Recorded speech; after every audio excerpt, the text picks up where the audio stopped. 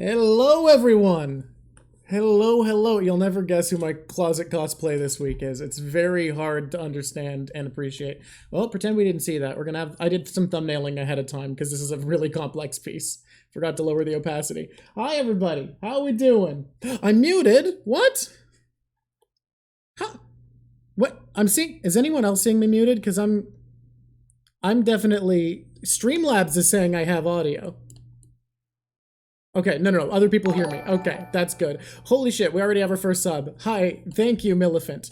I am gonna miss subs sometimes is something that I've realized streaming this show because I do have to draw and interview and read chat at the same time. But Millicent, I did notice you. Mama Drock, do you want to introduce yourself? People are asking where you're at.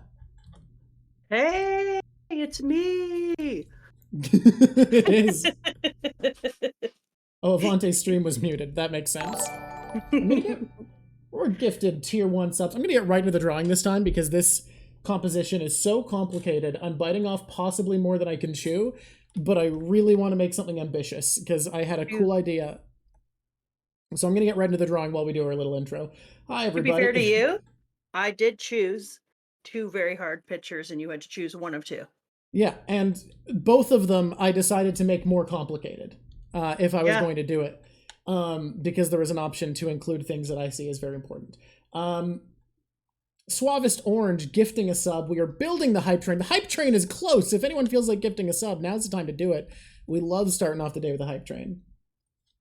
A bunch of first-time chatters. People are excited to catch the stream. I'm so excited. And somebody said they're coming on today and it's their birthday from Jamaica. I saw that on the YouTube on that what preview?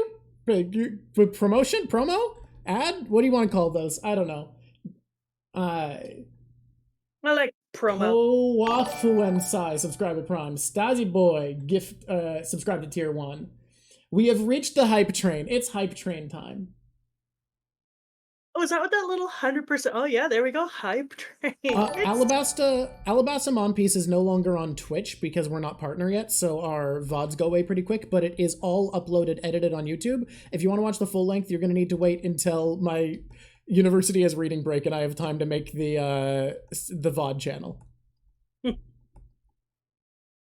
That's what I'm waiting for. Sweet headband you have today. Yeah, I've got the Marshall drip teach today.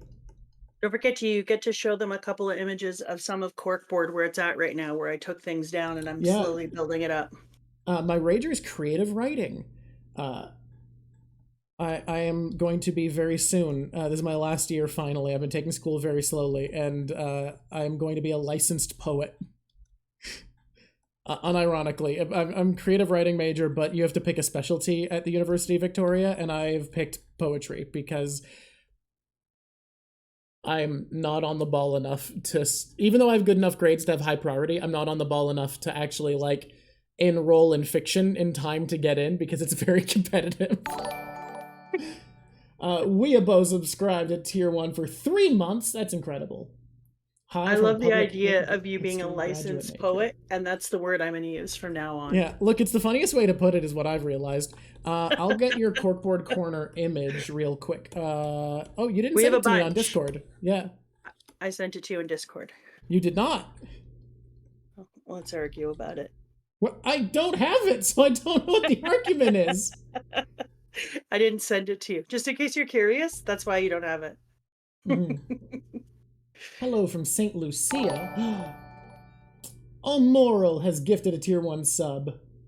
Hello from the end of the world, Argentina. That is kind of like the end of the world. Aren't you guys as south as like... Yeah, you guys are as south as any permanent settlement gets. Yeah, that's a dream of mine. I want to drive all the way down there, 100%. Unfortunately, the bridge to America will never be complete because building in the swamp is really hard and the political tension between Panama and Colombia is harder. I'll ferry my car over. You will need to. Yeah, but I'm prepared. You're prepared. I'm gonna jump the Darien Gap. I'm gonna make a ramp and I'm gonna take my motorhome and I'm gonna jump it. Yeah, someone's pointing out the poetry license will keep me safe from the fuzz when I do my poetry. They won't have to worry about me being an illegal poet. It's very important. If you write poetry and you don't have a license, you're fucked. The fines, exorbitant. I think people can just like if you stare really hard, you already know where this is going, and I'm so excited. Racer D Rat has subscribed to tier 1. Should we jump right into it? I cannot contain my excitement. Like the second we went live and I remembered what we're talking about, you know, because you go through all the tech prep and you get Craigbot set up, all the boring stuff, and then we go live and I'm like, oh, it's Jaya, right? That's what's happening today. I have hyped it up not as the best, but as my personal favorite mini arc. It is one of my favorite parts of all of One Piece. I love Jaya so much, so many reasons. Before we talk, I have to get you to try to remember what chapter I was supposed to start on and what chapter I'm supposed to end on, because I can never remember. I believe it was 218 to 236. I believe 218 to 236 is what you were supposed to start and end at. I've got this. All right. I'm going to rock it out. Really? 218 was the... Because I definitely read that in Alabasta. Okay. Cool. Yeah, we finally have Blackbeard's canonical laugh. I think they were still translating most laughs as ha ha ha, so it wasn't in your translation.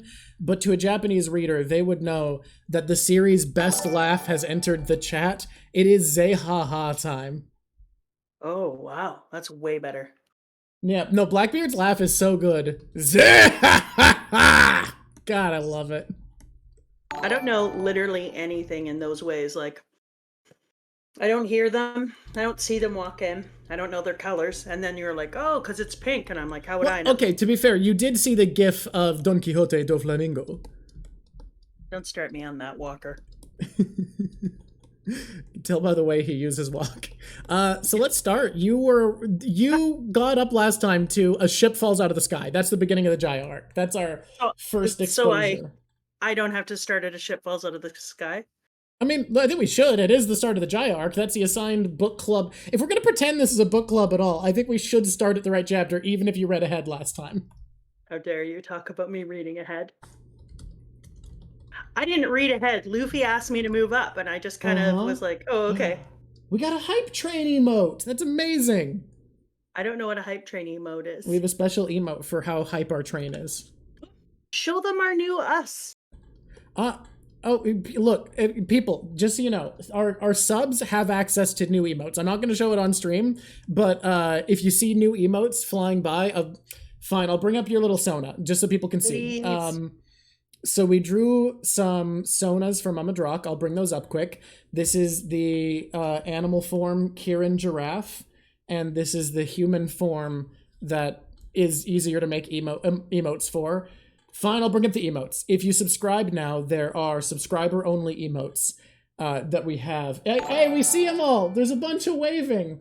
We have my favorite face in the world, the Aqua Cry. We have Pepe Sweat for me. We have Mama Drock waving. Our Tier 2 subs get access to Sherlock Mama Drock when they want to react to predictions. And Mama Drock is cooking with the little Kirin with the spatula. We got so many of them flying by. Those are so great to see. That was such a fun stream. I love them all. I love making those. All. So that's some of the like extra work we've done on the stream since last we met. Okay, ship falls out of the sky. And then what do I say? Holy crap, a ship fell out of the sky. We're going up. You did say we're going up, and I think our man Monkey D. Luffy might agree with you. Monkey D. Luffy and I were both on the exact same page. Time to fly a boat upwards. And why not?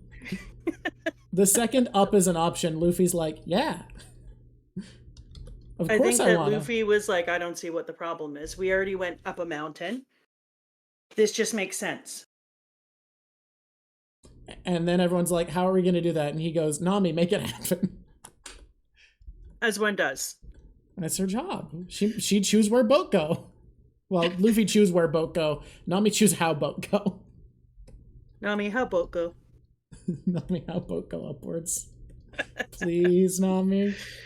Please, can you make the boat fly upwards? Okay. I think the few things that I loved here is like I had started to think to myself, yeah, I've got the edges figured out. Things aren't going to be that shocking anymore. I'm pretty good. Yep. And we're not going to do things that are so crazy that they're going to be crazier than the other things that have already been crazy. Yeah. You felt confident in that world that you I mean, understood the bounds. yeah, I felt like I had hung out, I understood the boundaries of craziness, and I was ready for them. And then the log post pointed up and a boat fell on our head. And I was like, or hear me out, I'm wrong. Oda's so good at one-upping expectations and being like, "Oh, you think you know the limits, do you?" Yeah, he's like, hold my beer, just a minute. Here's my sake. Let's go up. And so I think that was one of those moments when I was like, I'm going to quit pretending I know anything. And let's just see what happens here. And I'm going to move my ass through. So we got to meet right away. There's some awesome moments in here. He's doing a lot more, and I'm here for it all the day. Uh-huh. He's doing a lot of really cool things like historical flashbacks and oh, I mean, we're not there yet, but come on, Nolan's story being done in a whole different type of artistry. Love that. And all those types of little things. So right away we go into a historic little backdrop looking at how this person might have looked, this head they found, which I mean, but also and we get to see the cool rendition of what he would have looked like. And then of course the boys decide to go down and in amazing scuba suits, maybe the best scuba suits ever made. I think probably some of the best scuba suits that have ever existed. Window barrels. Yeah, barrels with windows. Right away, you're like, yeah. You know that these fuckers are not risk averse when they send a guy whose weakness is ocean under the ocean in a barrel. Yeah, I had that exact same thought. I was like, okay, down you go. And here's a barrel. And let's go on down. And then oh, this person here said, where's my diamond badge? But I don't know what it means, and I don't know why they get a diamond. Because they guessed what panel would be drawn. But look. No one gets diamonds other than Mama Drock. I can't afford that many diamonds, everybody. I'll go bankrupt. I can't afford to give chat diamonds. Okay, I'm loving this perspective. Hey, Bellamy, enjoy the handprint in your face, you snotty brat. Bellamy's not doing too hot in this one. Oh, that's how I like him. Not doing too hot. He's had better days. Okay, so they go down there, and on top of the water, we're meeting some excellent monkey dudes. I loved that boat. The very first boat with the monkey power on the top. Are we feeding good Bellamy? We're feeding good Bellamy, yes. Someone has paid for a good Bellamy treat with points. Come on up. There you go, baby. I didn't see him. Oh, he didn't pop up? Oh, no. There you go, baby. There you go, good baby. Bellamy. Oh, and pet the boy. You get pets, too. Yeah, you do. Yeah. All right. What was being said? I love Salvage King Masira. Such a cool character. And more importantly, I adored his boat. The monkey on the front with the two little symbols. Fantastic. Love the banana crossbone behind a non-dead monkey. Just a face rather than a skull. Good call, dude. Primo boat. Well, yeah, it's not a skull because he's not a pirate. He's a salvager. Exactly. Loved it. Loved it. Loved it. And then I like that his headphones even say Masira on them. Like, he's got a lot of drip for such an awesome monkey. So they meet the salvage crew. They come to meet the salvage crew's buddy Cricket. Well, they meet both salvage crews. I thought that whole section was going to be a lot more difficult. Like, I thought there was going to be even more fighting than there was. So I was glad we didn't stick around there for too long. We had our little fight. We showed our little underwater moment and drag around and get some treasure and then pop up. I was like, good. I'm done. I want to get to the place that I know that we're going, so let's get the hell out of here. And they were like, you know what, I agree with you. So I'm going to move us all the way forward. Although I just need to say before we move forward, excellent turtle. I forgot there was a turtle here. Where's the turtle? It's at the very end of the first chapter there. And it is an and then and again in the beginning because the turtle is eating whole boats. It is absolutely ginormous. And then we move forward and you're like, do. And what do we see? Darkness. Darkness? Why are we seeing darkness? Well, Why? we know now. We know now.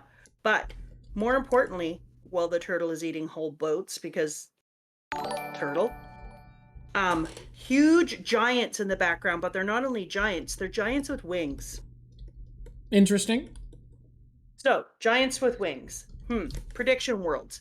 Okay. So I keep thinking, like, are these giants with wings? I started to wonder if we were going into like a little garden direction. I went back and looked. I didn't see any giants with wings in that section. Love how little the turtle looks beside the giants as well. It really kind of puts in perspective just how big they are.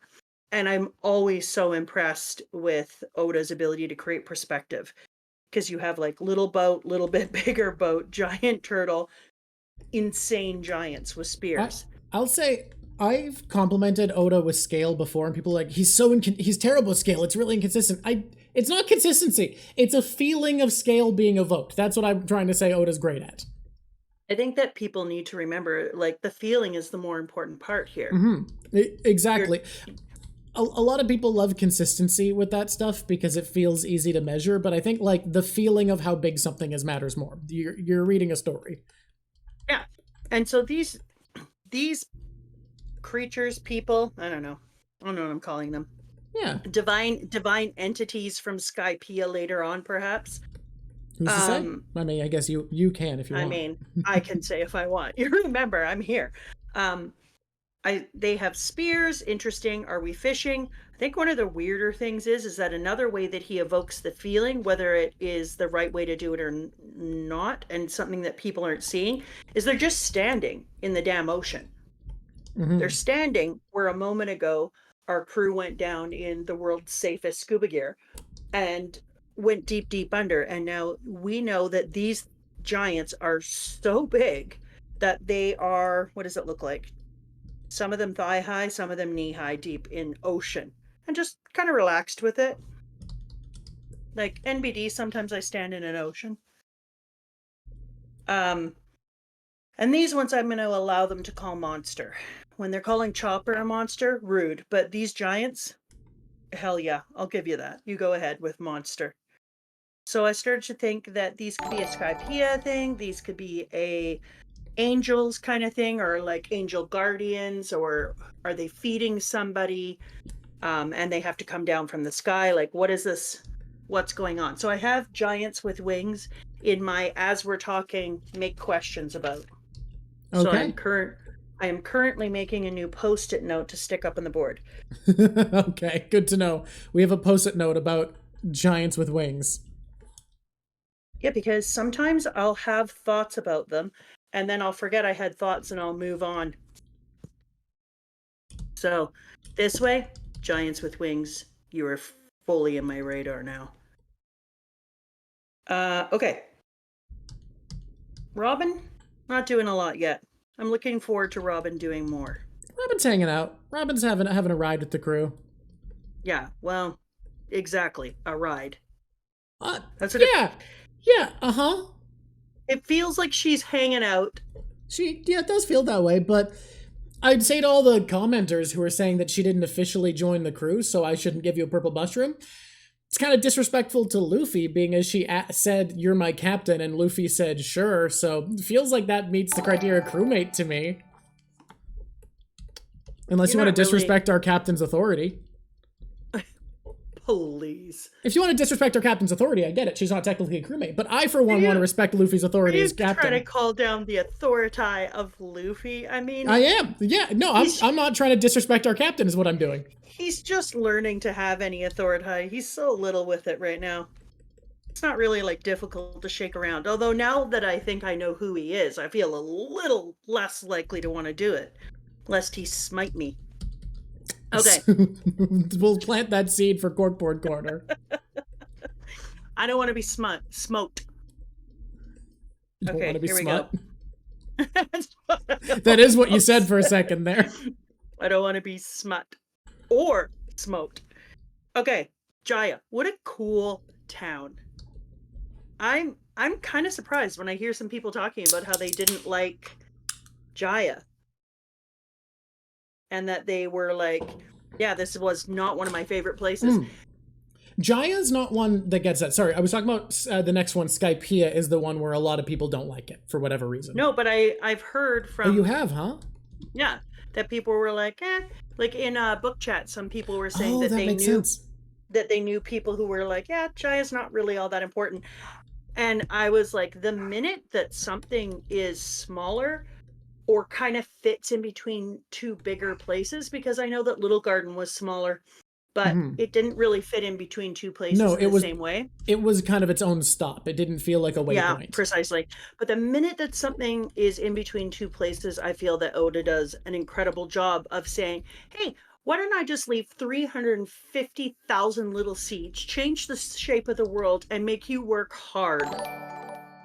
And I'm like, ugh. What I think that comes down to is Oda is writing an action story a lot of the time. So when there's a problem to solve, when an arc has a problem, it's solved with action, and very little world building can happen per page when there's action happening. Whereas in arcs where action isn't needed to solve, isn't like the big issue, he can just be like, world, and just spend the entire arc giving us tons of information that expands our view of the One Piece world. And that's... I don't disagree. I think Jaya does such a great job of it. I also think that he kind of has just figured out a formula for himself where he gets to like get inside of the sandbox and let some of the interesting things inside of his mind come out. And he's decided, yeah, for those reasons, the action, the moving forward of the plot within his arcs, but also it's like he takes a pause on all the main things and goes, let me crack the door open a little wider and let you see inside my magnificent mind. So that's what we do in Jaya, in my opinion. The town is poppin'. The characters, it kind of had that feeling right away that I felt like we were in a pirate movie. This was one of the very first places that it felt like kind of a traditional pirate movie, and that any minute now we would see Johnny Depp stroll by dressed up in his character. So it kind of had that like full feeling with it, and I loved that. And then we immediately meet some of the characters that are going to be really, really important, like Blackbeard's crew, and we meet Roshio the Executioner, the captain of the Roshio Pirates. We get to see all these new bounties. Oh, that's a question I wanted to put on here, like, why bounties matter. And I know that it's a way of making like power levels, etc., but there's got to be more that I want to look at. And then what do we see right away? Bellamy, who someone claimed to like. Come on now. One of our earlier members to join the Drock Show Discord is gonna come on way later to hype up Bellamy. They are a Bellamy stan, and the way that I am with Blackbeard, with my very good taste of hyping up a character as a big deal everyone should care about, they are with Bellamy. I did see Panda Man. Thank you for asking. But right away we see Bellamy put a knife through somebody's hand, which is a very traditional way to have a pirate town. You're like, oh, now we're in a pirate town. Blood is dripping out of someone's hand. You want things to feel piratey, put a knife through a hand. And so then you're like, yeah, here we go. Hyena could not be a better name for him. Come on. That's exactly what he reminds me of as a hyena. I call kids who are out of control and cause mayhem without thinking hyenas, so I couldn't like it more. Fair enough. If I call you a hyena, that's not a good sign.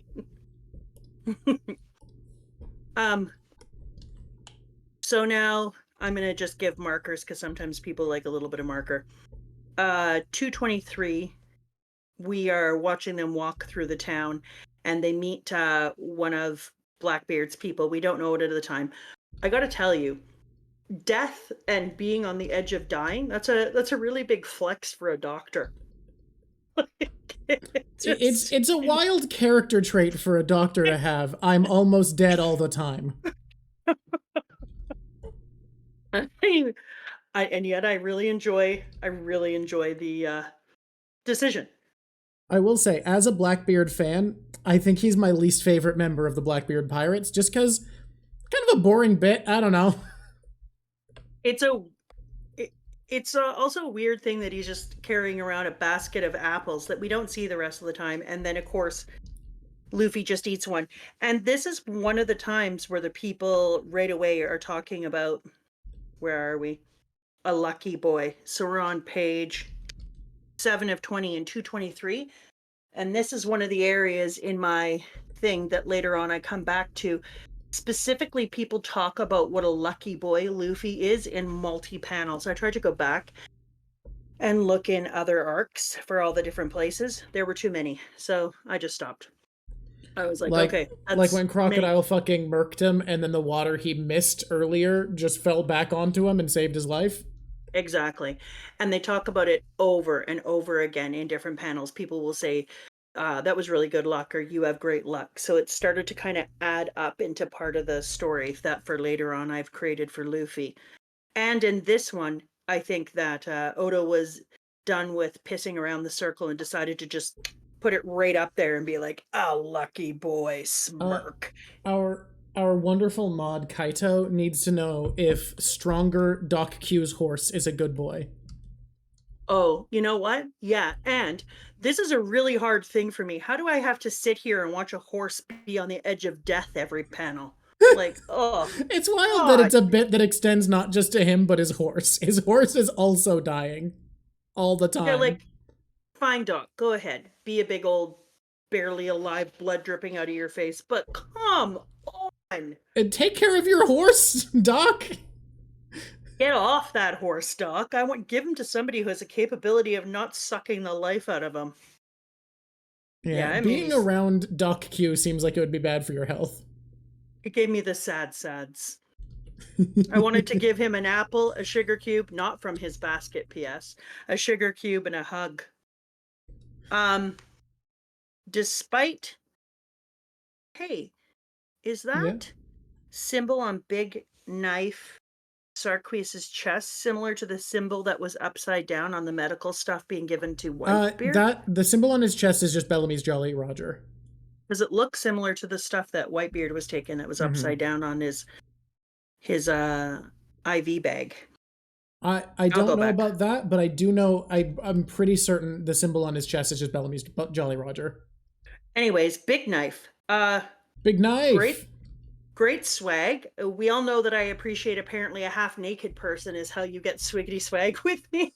Which happened inside of the ranking when I was giving everybody their swag bots, and I gave everyone who was when you barely ranked dressed. the drip, the drip tier list was a lot of shirtless folk in the top. I didn't draw them. I'm just reporting on what I see. He's got good swag, let's be honest. And I was trying, he kind of looks like that actor Owen, but I'm trying to figure out like Owen what he Wilson? reminds me of. Yeah. He's like a The big swag. knife, what's his face on Bellamy's crew looks like a swagged out Owen Wilson. Yeah, younger, swaggier, but yeah, he could play him. Did you know that Sanji's modeled after Steve Buscemi? Oh, really? Yeah. What? Young Steve Buscemi. No. Well, he is. Sorry. No. He is. That's true. Think about it. He's got the outturned eyes, the wide mouth, the creased lips. Okay, no. Okay, we'll keep moving, but it's true. I'm done talking about that now. So we go into the bar scene, and I think this is one of the ones that I could have spent ever so long on. Yeah. Because first you have the moment that everybody loves to talk about with, this cherry pie is so bad I could die. This cherry pie is so good I could die. Huh? And you told me that people said what? A theory since that, basically since Blackbeard got revealed to be Blackbeard, a theory has been that because his crew seems to be a dark opposite of the Straw Hats, and he's seems to be a parallel to Luffy because of that, that this is foreshadowing of the One Piece, and that either it'll be inverted and they'll arrive at Raftel together, and Blackbeard will hate what the One Piece is and Luffy will love it, or it'll be played straight and Luffy will hate what the One Piece is and Blackbeard will love it. That's been a popular fan theory forever, and I feel like that's one I'm comfortable sharing. Okay. I really like this moment too because we were talking earlier that they felt like kind of the doppelganger. So it was pretty cool when they came in and had like the exact opposite reaction to the pie and the drink. I think that was fantastic. But I think that's something that's important to remember is that Blackbeard isn't just the opposite of Luffy because he has all these places that he's in agreement with them, like the idea of this new age of pirates being absolute bullshit, and that a person's dreams are as important and do matter if you're going to accomplish anything or want to move forward with goals. I just was stopped because I forgot about their little battle moment of buying pies and meat, and I got caught back into the ridiculous argument. But I really like that after Bellamy goes on about how, you know, you're not in the new age of pirates. And I put the new age of pirates on the side as a thing I want to come back to. Okay. Because it kind of feels like there's something inside of there that's going to keep coming up as a theme that I want to investigate a little more. But I'm going to see, because I want to see what happens first with the rest of the piece a little bit and then come back. But the reason that I love this, and somebody said it here, that Luffy pulls a Shanks, is I think it's pretty cool that in the last arc in Alabasta, we had that great moment with Zoro where he got to have this reflection on his sensei and really feel like he came back to his sensei's teaching and back to his ideas and realized what he'd learned in the moment. And I think it was a very underplayed thing to have Luffy decide, like, Bellamy actually isn't worth fighting, and pulling everything out and having this fight with him right now would do me absolutely no good and isn't the time that I want to play my cards. And I don't think need it's to pretty beat cool. this guy up just to prove I'm tough. 100%. That his value wasn't attached to his ego, and he allowed his ego not to be attached to the moment. And I'm going to allow that moment despite my need to quit saying that word. The first time you said it this dream, Dragonlamp, longtime chatter, was like, oh no, it's Red Potato, also a longtime chatter, was like, the first moment of the stream! Which I thought was very cute. Don't make it a drinking game, you'll die. You will be dead. You will be deceased. It's a guarantee. So I think it was fantastic that that happened right away, because we kept talking about how Alabaster was really a time where we were learning about leadership, where Vivi and Luffy worked with each other and were two sides of the same coin who were helping each other grow as leaders. And then ironically, you told me something about the leadership thing. What was it again? With the live action? Yeah, live action. Shortly after Mom Piece reached Alabasta and talked a lot about how leadership was the main theme, the live action producers did an interview where they said, oh yeah, our driving theme for season 2 is going to be leadership. So I don't know. There's not a non-zero chance that they watched Mom Piece and went, this is the best way to express our ideas. Not a non-zero chance is just a stunning way to put that. There's not a non-zero chance. I meant to say there's a non-zero chance, but I did misspeak, and, you know, the pedal go up. No, it's way better that way. Never, ever retract that. And so this person was talking about, don't forget that he promised Nami, but I think, yeah, that's totally relevant. He made a promise, but even when Nami pulled it back and said, like, no, I'm wrong, this guy's an ass, beat the crap out of him, he was like, no, This isn't the time to do it. So it actually felt like he had truly, truly grown as a leader, and we got to see it immediately. We didn't have to wait to see some of the benefits of his change in maturity. Like, he decided he wasn't going to fight. He decided he was going to follow Nami's. He looked at Bellamy and realized he wasn't worth his time and was like, no, I'm not going to mess this place up, cause a kerfuffle, change the days of everyone around me. There's no need. I'm good. And just walked away, despite the fact that he was pummeled into the ground, which is why when you look at page 8 of 20 in 224, you can totally appreciate how fantastic it is, this drawing here, where Luffy gives him a inverted, like, I want to call it a 3-dimensional tattoo on his face, because it mirrors the beginning, what Bellamy did to him, only it's more fatal. We'll get back to that when we reach it in the story, but God, that punch is good. It's a great punch. Oh, that's a good punch. Something relevant is Bellamy gets one shot. I think part of it is the fact that he has no dreams or true aspirations. I think absolutely. Can't wait to reach that part of the story so we can dive into it. 100%.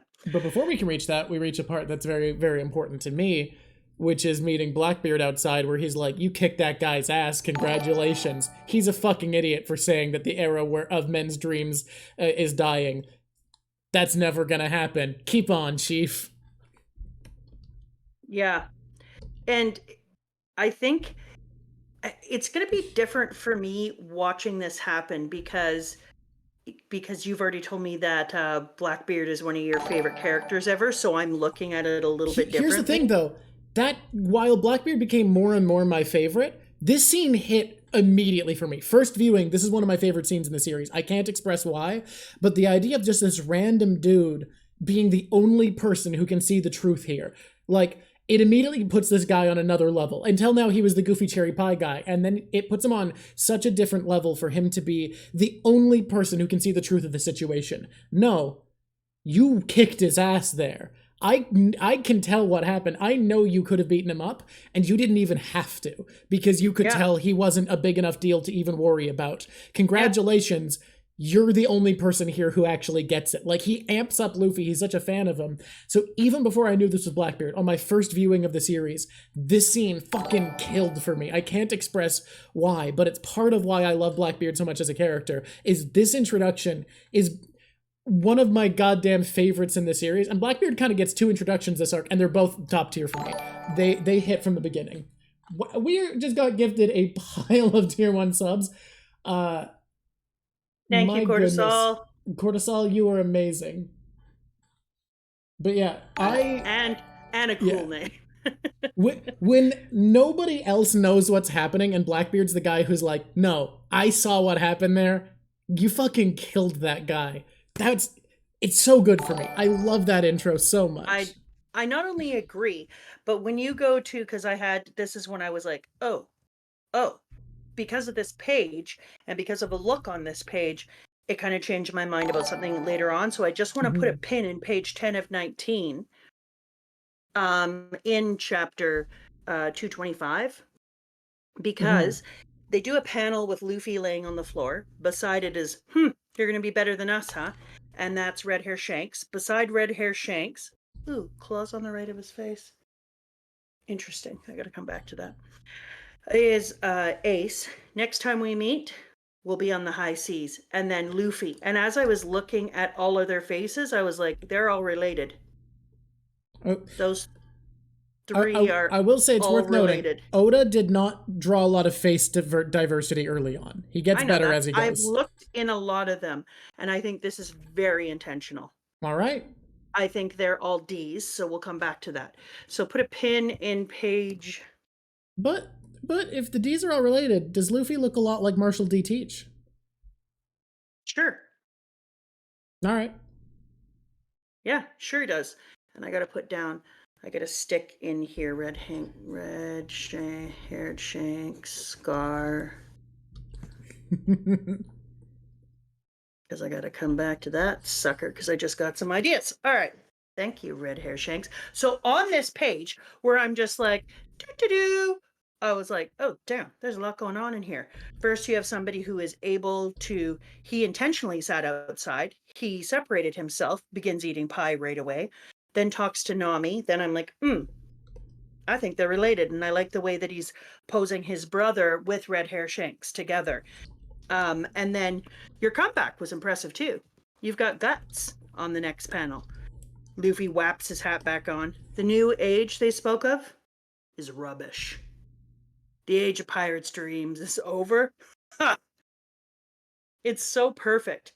People's dreams don't ever end. What a stunning couple of pages. It's so fucking see, like I don't need like Blackbeard. This isn't my favorite, one of my favorite scenes in the series because Blackbeard's one of my favorite characters. Blackbeard's one of my favorite characters because this is one of my favorite scenes in the series.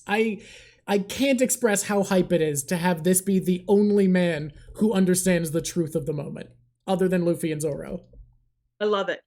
And right down on the end of one of the page, what's this about people's dreams? It isn't easy to be great. That's great. It's so great for me because he's hyping up Luffy. He's Luffy's biggest fan in this moment. He's like, this kid rocks. But it's also what we talked about, the Shikara Ganaya. It's that idea that this can't be helped. You're in it, and some things have to happen. It's not easy being great, but what good things are coming from this moment that you're getting out of it? You know, I got great cherry pie. You got a really good glass of grog. And then, get a bit of a beatdown, but we all know you're the one who really won that moment. So that was pretty fantastic. Fucking love this scene so much. So hyped to be on Jaya. And more important, if you're trying to convince me that Blackbeard is awesome, then for me it's let them laugh if you're aiming for the top. You don't always need your fist to show your might. God, yeah.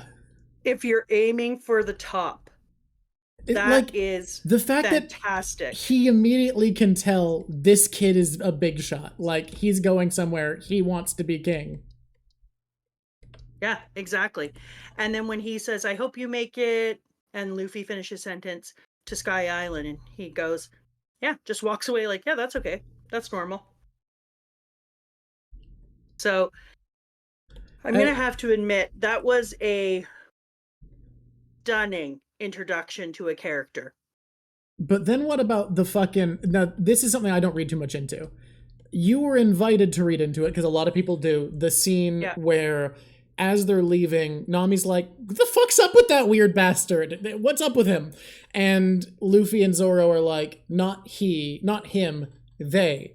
And the discourse around this, is this implying that Blackbeard is somehow magically multiple people? Or is this just Luffy and Zoro can read the room well enough to tell that all these weirdos scattered around the town are Blackbeard's crew, and if trouble started, you're messing with multiple people? That was my read on it when I first watched it.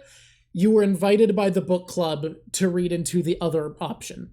Except for I wasn't invited by my manga, because in my version, it's she says, hey, maybe that guy knows how to get to Skypiea. I wonder who he is. Well, it's not just one guy. Huh? Not just one guy. What then? And then Zoro says, there's more than one, I think. Okay, so I think that invites you in a similar way. So it basically, the two interpretations people have is either Blackbeard's magically multiple people, or they can just tell that Blackbeard's crew is around. Like, they don't think this is some loose scattering of weirdos. They can tell that there's more people. It's a really odd thing that they're talking about his crew when they've had such short interactions with the other ones. And it's really interesting that they're talking about it being more than one. I think that's kind of a treasure box moment. Okay, you're going to put that away and like, look, maybe it's just the crew. Maybe it's something different, but I'm going to be thinking about it. I'm going to put it on this Post-it note in order to make a better note about it later.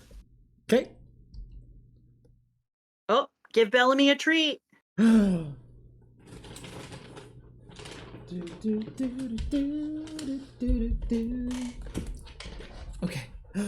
Little man, are you getting treats today? I can't see him. He has to go so much higher. Mwah. Come here. No. I love you. Hi, Panda Man. The little guy. And pet the boy. Oh, little guy, you're so sweet. All right, where are we at? You have to drop and give them 5. Oh god, I've been made to do push-ups in this outfit? All right, you keep talking to chat. Okay. I'm really enjoying the bit where Chopper is always like, "Oh my God, you're so injured. Call a doctor." And isn't acknowledging that he is a doctor. It's an amazing moment.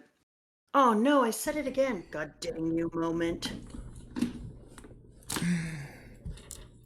Chat, I didn't think this through. I did my exercise earlier today because I woke up early, and it turns out harder to do push-ups when you've already done a bunch of push-ups. I'm committed to it, but that was definitely harder than 5 push-ups should be. Okay, so we have Chopper do his amazing call a doctor bit before he fixes people. And then we have Ketchup Star. Yep. Finally, Robin comes back. And I went shopping for clothes and information about Skypiea.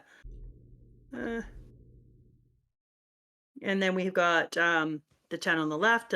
So we're going to go and see who... A kid I love. I loved going off Salvage King of the Seafloor, Shouju. I loved going off and seeing the monkey guys. P.S. I just want to put out there that I hope that when we get our ship right, that they belong to these monkey guys. By the way, you want the monkey guys to join the cruiser ship, right? But also, One of them has gifted us a sub. Now, I notice you want it, but you're not feeling confident enough to predict it. So I feel like... I'm not there yet. I might. Yeah. Don't this pedal goes up me. I'm having a moment. No, I know. You haven't said you predict it. You're not locked in when you say you want something. I'd like to meet this cricket. Ugh. You know what, Bellamy? Bite my butt. Honestly, I feel like I'm more prone to locking you in if you say you don't want something, because I don't think you'd bring something up that you don't want unless you thought it would happen. Yeah.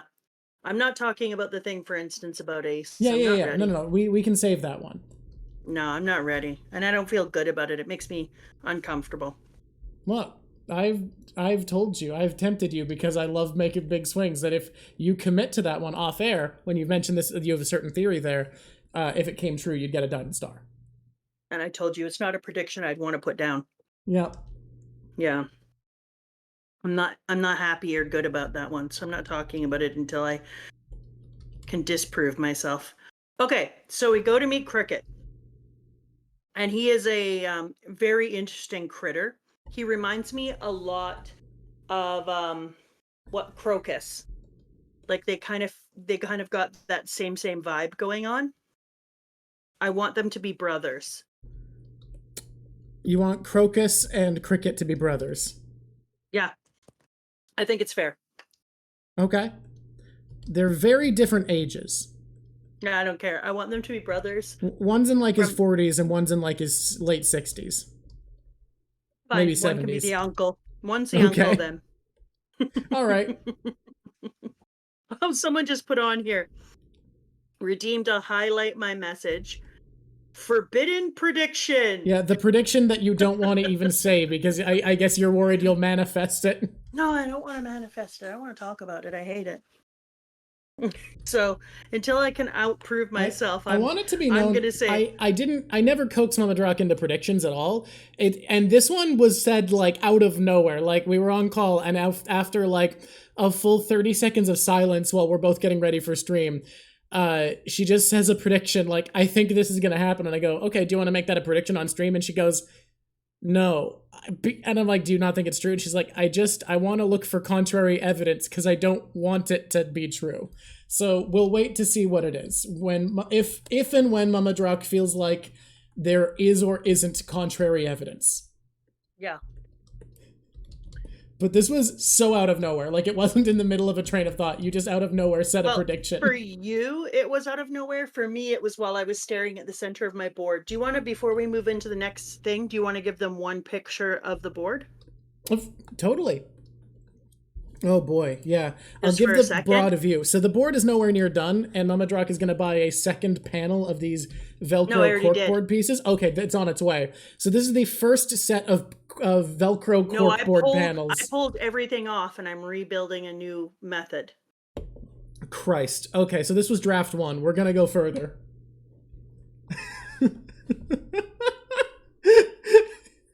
It does look a little crazy, and it's wild that this is not even near done.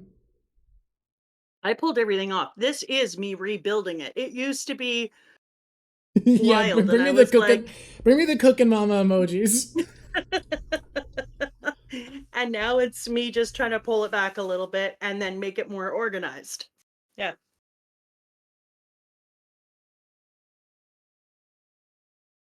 All right, are you there? Look at all the cooking. Yeah, oh Lord, she cooking.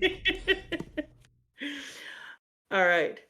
I'm not gonna lie. I've got new stuff already up on the board. Since that picture, I put more stuff up. Because I was like, oh no, what about this? Oh no, what about this? But your that's dad for saw VOD it. watchers. Oh, VOD watchers and live watchers only. YouTube won't get that. At least not the edited one. Then I wasn't going to say anything, and then I was like, oh, I don't want to put any of this up yet, and I talked to you, and then 20 minutes later, your dad was sitting and watching rugby, and under his breath, he looked over and said very quietly, "You look nuts." And then he looked away, and I said, "What?" He said, "You look crazy. You should definitely take a picture of that. People would like to see it." So if you're ever wondering where the crazy theories come from, it's not, I'm never coaxing, there's no like looking into One Piece, it's just that level of analysis is going into this. Well, you got to do it if you're going to figure things out a little bit. Honestly, okay. Yeah. Nolan the Liar is amazing. And then you told me there was a little Easter egg given to people in the live action where they got to see Nolan. It was Sanji was being read. No. Zoro, when he was unconscious, was being read Nolan the Liar. Which is so adorable. Makes me want to go back and watch it again. Be spoiled about Garp a second time, even harder now. I'm going to get spoiled so hard, I will never be able to come back out. I have, just so you know, with the cork board, the second boards that I've bought to go on here are in a different color because I want the outside panels and the big in the other color to have my big overarching thinking or the things that I'm still looking at, like specific pages in Loguetown that haunt me in my dreams, and now specific pages in this in Jaya that are now also going to haunt me in my dreams. And I want them to be on the white, or as they call them, latte colored boards. I should highlight that I am the real villain of the Jaya arc, because as Mama Drak started reading this section, I straight up said, hey, this is one of the most lore-dense parts of the series. There is no comb too fine-toothed for going through it. I set her up for insanity this time. And I'm not wrong, that's not a lie, but I genuinely have wondered if it was wrong of me to say that. God, no. Because usually you're like, maybe you should just enjoy it as well. Maybe. And I'm like, I am enjoying it. And this time you were like, don't leave any stone unturned. And I was like, oh, say less. Read into everything. In Jaya, read into everything. Everything's a hint. The entire arc is hints. Like, you betcha. Let's go. Okay, Nolan the Liar. Like I said, I am loving this whole different kind of arc. This is an amazing style, a whole new thing. It's got so many little clues in it, and I didn't spend as much time in Nolan the Liar, so I'm going to do a separate pull Nolan the Liar aside for me read it where I have it on my little thing here. It says, read Nolan the Liar as if it's the whole story. Because I want to spend a whole bunch of time in there, but I was like, I'm sorry, Nolan. After I saw the elders, I had work to do. They're a little bit demanding of your attention, huh? They were absolutely the bossiest freaking characters, reminiscent of Dragon. Yeah, I mean, the arc does out of nowhere introduce the leaders of the world government. Exactly. So because I got introduced to the elders and I had all this other stuff going on, I was like, Nolan, you are not getting the due you deserve. And then when Buggy ends up in the Skull Island, and they had talked about how you followed the gleam out of the eye of the skull and da da da da da. I was like, God dang it! I want to spend more time with Nolan, and I want to have more time. So I was like, you know what? We're coming back, dude. Like I am not having Nolan not be given his due. So worry not, we are coming back. All right. Where are you? You're after the gold, then die. I really enjoy Cricket. His character is fantastic. It reminds me of in Japanese history, there is a family called Satsuma. Okay. Well, I'm assuming they're still a family. Who's to say? Who's to say if the family still exists? I think the Satsumas would be.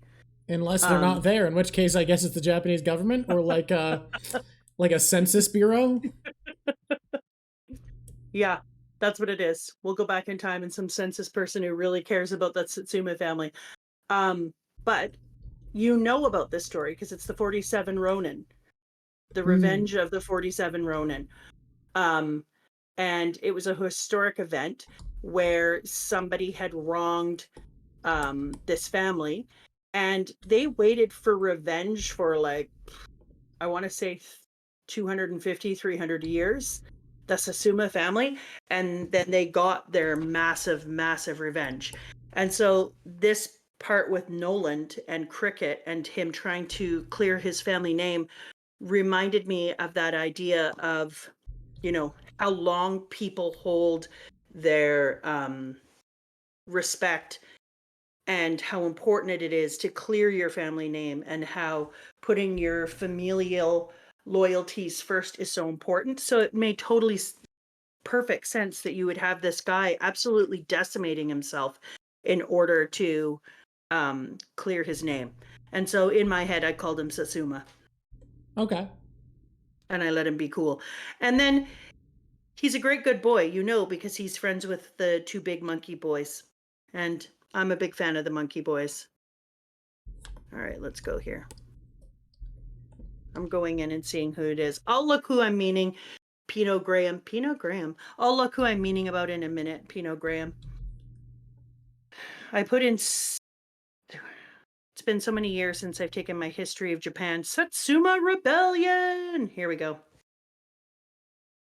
From the Sign-In War. So are you going to like real life history notes now?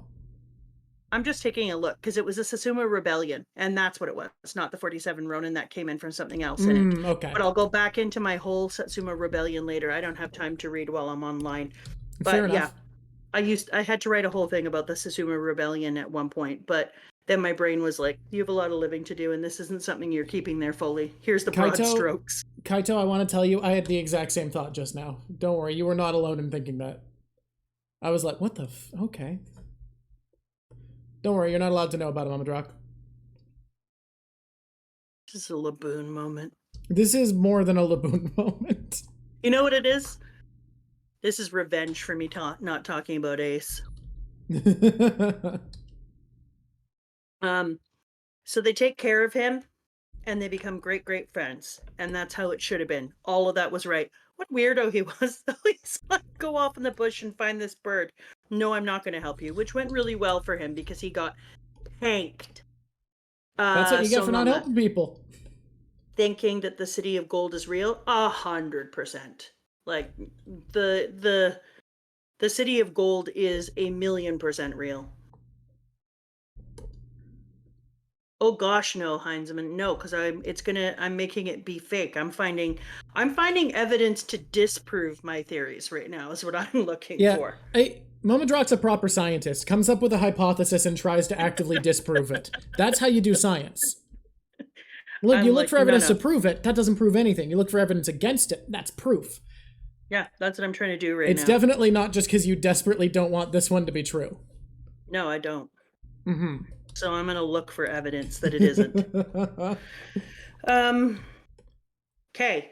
So they find the bird. He tells them that he doesn't even really think that Skypiea is real, which is so interesting given that it's in the book of Nolan, given that it is his family. He's trying to clear Nolan's name. You think out of all the things that he would be like, oh, no, that's fully true. Good for you. Good for you for believing. And he's like, nah.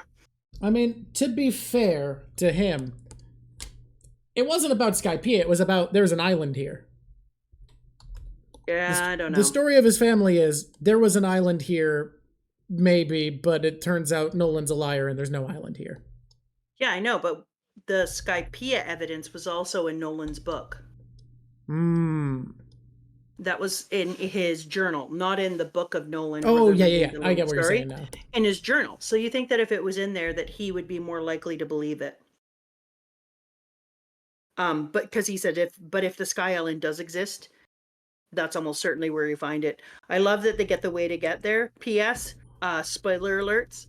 They find a way to get there, and once they're there, the person is like, "Oh yeah, did you come up this way or this way or this way?"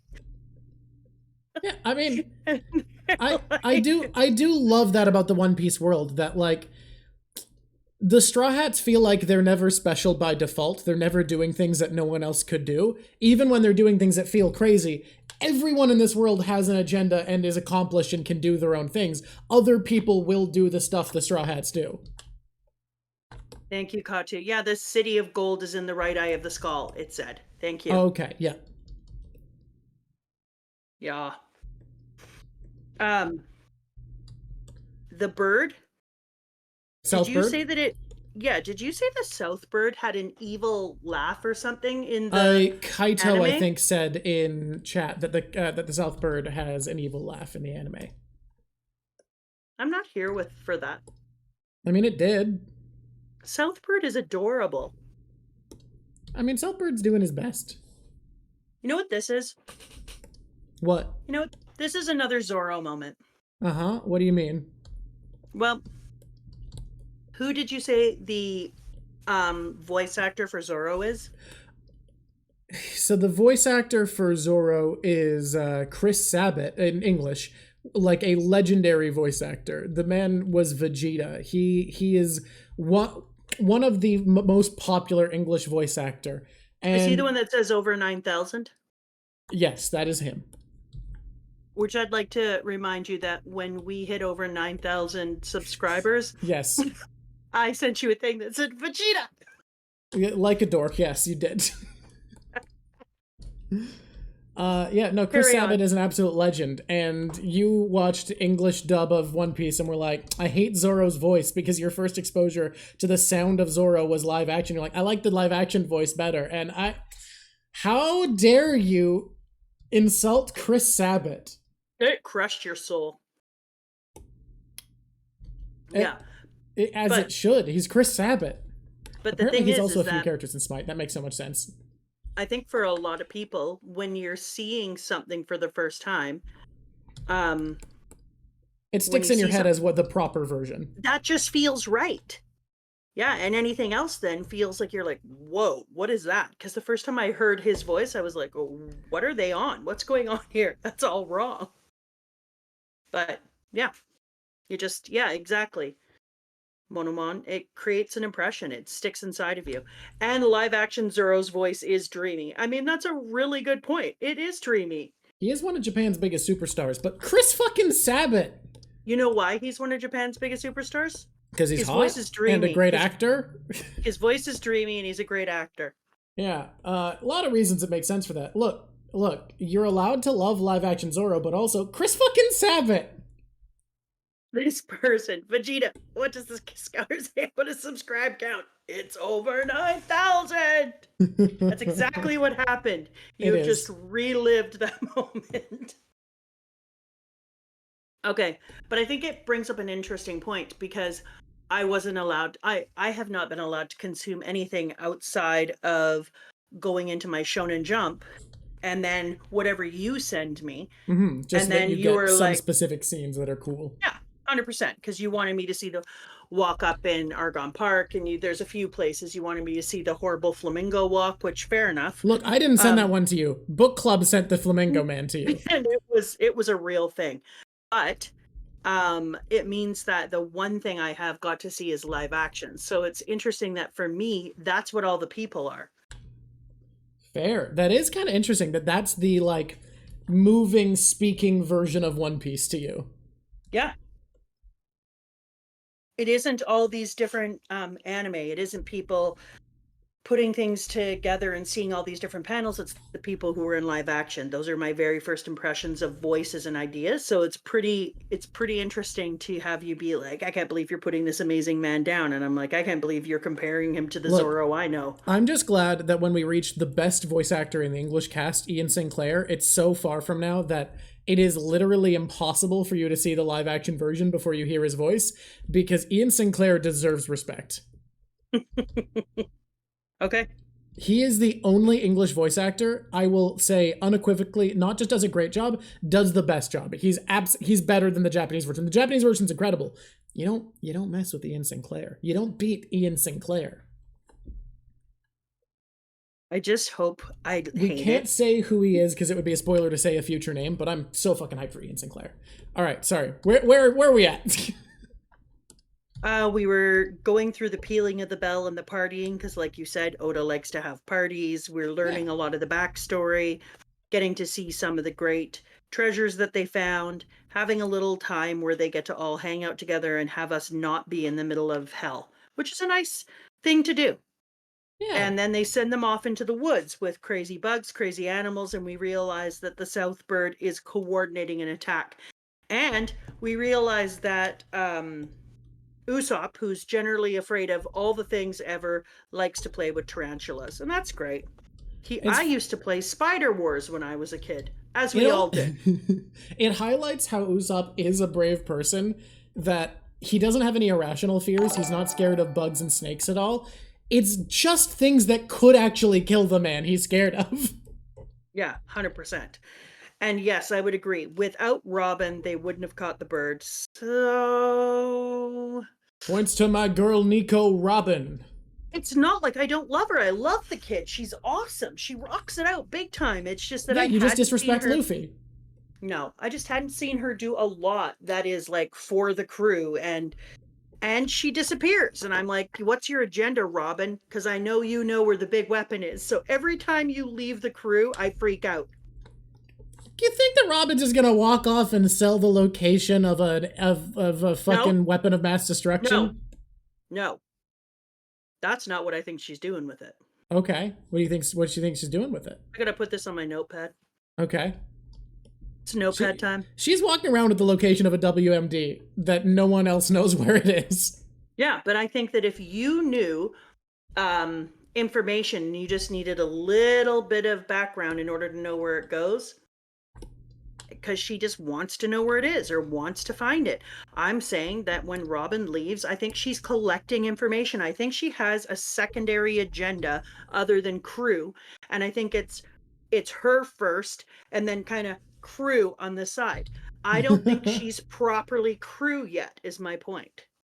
And I think the second the captain says, yes, you're in my crew, and the person says, I'm in your crew, that person's in the goddamn crew. I think in her heart, it's still her and then crew. Hey, don't worry. You were very explicit, so we are going to respect this, that your next prediction isn't about who joins, which can be a little bit more subjective. It is what person the Straw Hats pick to join the crew next. Very specific. That No. can't be misinterpreted. No. What? I'm concerned that something else is going to happen and I'm never going to pick a crew again. Anyways, you could forget that. You're trying to genie me now. This is Jin talk. I can hear it and feel it. I'm sorry, when you make a prediction, I'm going to take the exact wording. The prediction is locked in. The pedal has gone up. I'm not playing your Jin talk crap. I am the one who hands out the stars and mushrooms. Just a minute. Rub, rub, rub, rub. Jin, my first wish is that Gotta you be can't made to use do your push-ups as Jin talk consequence, on me. alright. I have to do push-ups as a punishment. You know what, Sapphire? I see you and I appreciate you. He's down on the ground now, pushing up like a kid who should be. I didn't count out loud this time, I forgot, but promise, trust me, I did it. Yeah, we can hear. You definitely did it. Okay, so on my sticky note, what the living hell is Robin's We're back. Oh wait. Oh fuck. A little fuzzy bit first fell out of my earbud. agenda? All right. Where are we at? I just put on my sticky note, which PS is filled now, and I'm gonna have to get another one. I'm gonna get myself a. I need. You know what? I've been thinking about this. I need all the coolest, differentest pins from all over the place. Like these are fine, but now I'm obsessed with push pins. I went down a push pin rabbit hole, and now it's all push pins all the time. When you are a person who's obsessed with a cork board There we go. / felt board, you need yourself some cool push pins. We named it Corkboard Corner. It can't be a felt board. It's a felt corkboard. Indeed.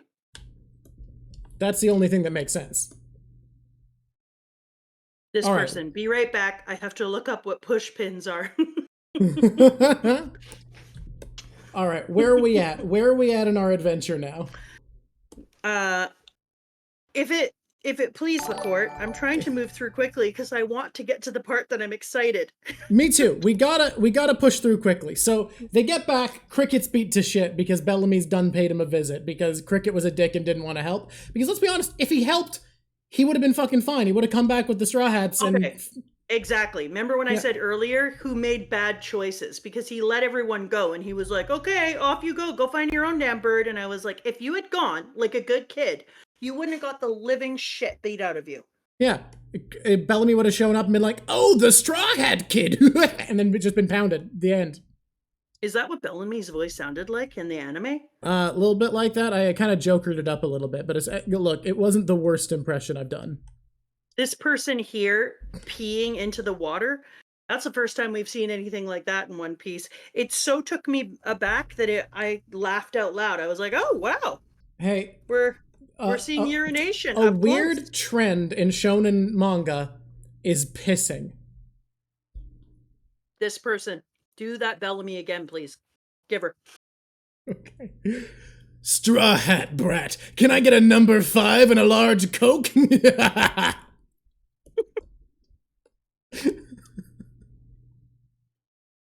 Oh, stunning. No, someone's like, it's a trend. It is not uncommon for people to just be on screen pissing in shonen manga. It happens a weird amount. I don't know. This was my first time seeing it, and I really enjoyed it, especially because he literally drew a single panel where all we saw was the piss going into the ocean. And I was like, is that really what I'm seeing here? Is there literally just piss going into an ocean and then the next panel? Just be grateful it's not one of the shonen manga where someone's being pissed on. And then in these panels, I've got to say, up until now, we haven't had any moonscapes, right? And then, boom, right in this moment, as Luffy is running back to the town, and as this dude is about to get the newspaper that talks about how their bounties have been changed and are so high, the moon is here. And the moon is in this specific pose. And this one I went back and I looked and looked and looked. And yes, here we go. All the moons are usually in this same kind of 3/4 flattened front looking down at the earth. Whenever there's something interesting going on with Luffy where he's about to do, or the crew, when they're about to do some crazy, crazy shit. And the moon is in that position right now. I mean, right now, all the moon is watching is a dude pee into the ocean. But he's about to get to see some cool things. And then the guy looks at it and he goes, 100 million berries? And starts shaking and runs his ass off to go inside. And then Luffy, as he's running, does those panels that are just iconic and have been in here over and over again, where he replays all the things that are feeding his anger about the moment and why he has to go and help people find justice. So he replays everything. If we set sail any later than this will happen. Then he says, this man's probably been diving deep day after day without giving his body any time to decompress. This is my battle with the man who ruined my life. And he does the whole thing over and over again. I'm so sorry. We failed. We couldn't stop them. And builds himself up and hypes himself up so that by the time that he gets there into the town, there's another picture of the moon in that perfect position. Then it goes silence. And then somebody says, 100 million, 60 million. And then as a reader of this moment in your heart, you're like, oh, yes, feel the peace of kicking Bellamy's ass. And Luffy is in the middle of town, up high on top of the roof. The moon is watching everything. Doom. Bellamy comes out with his coat waving. You know what, Bellamy, I'm going to give you 3/4 points for drip. Bellamy comes out with his coat waving. It's not a bad outfit. No, it's not. But then he ruins it with his spring-ass legs. With his stupid spring legs. I would like to see those spring legs in shorts, just so I could vomit. And then... I don't know why that was so funny, but it really was. And then they have their little standoff, and Bellamy goes to the top of the roof. And it's absolutely awesome, because you know that Bellamy is saying to himself, like, I don't care what this bounty said. In my opinion, you're nothing. And he's already kicked his ass once, so he's like, sure, come on. And then he says, this is no mistake. That's him, someone says in the crowd.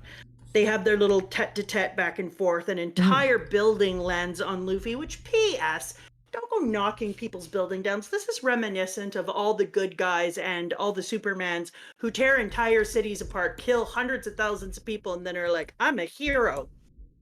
Good job, Soupy. So the whole building lands on Luffy, and what does he do? Gets up, stands there, and waits to kick his ass. How I showed you this one in the anime because how could I not when it is this epic? But like, how great is that moment of, you wanted to know if I knew how to throw a punch? Yes. He goes, Spring Hopper! Bellamy disappeared. This is just like what he did with Rashio the Executioner. You're there, friend. Come to think of it, you're a lot like that old man and those monkeys. You believe the 400-year-old lies of that fool of his ancestors, and then he just boing, boing, boing, boing, boing. You want to see me land a punch? Crick. Oh, mic drop. Thank you, Oda. This is the moment we've been waiting for. How hard do you have to crack your knuckles to crack them when they're made of rubber? Like, that's gotta take a lot of effort, huh? I like to think of him just being like, I get to turn on the cricks. I'm a cricks activated. And then 2 full panels, 2 full-paged panels. Of just one punch. Of the punch.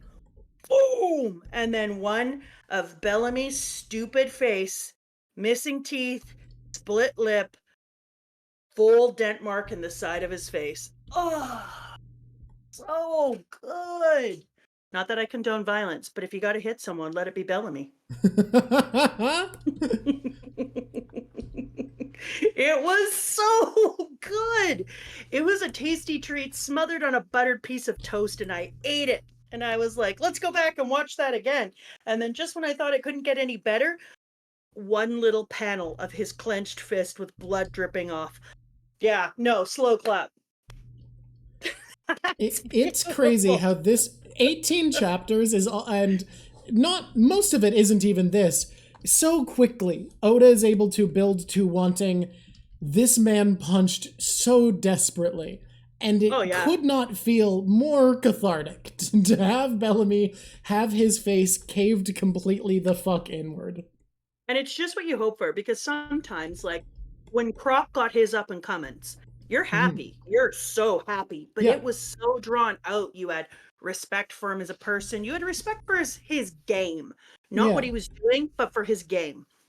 And here, it took so long. It more felt like relief than catharsis, where it's like, oh, it's finally over. We're fine. I don't know. My cat just unplugged something, but it made my lights brighter, and I don't know.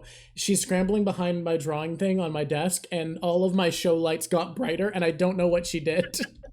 She somehow freed up electricity for my show lights. I think it's great. Well done, cat. I have 2 cats, but they are harder to summon, so they aren't stream mascots. Okay, so then It's so cathartic.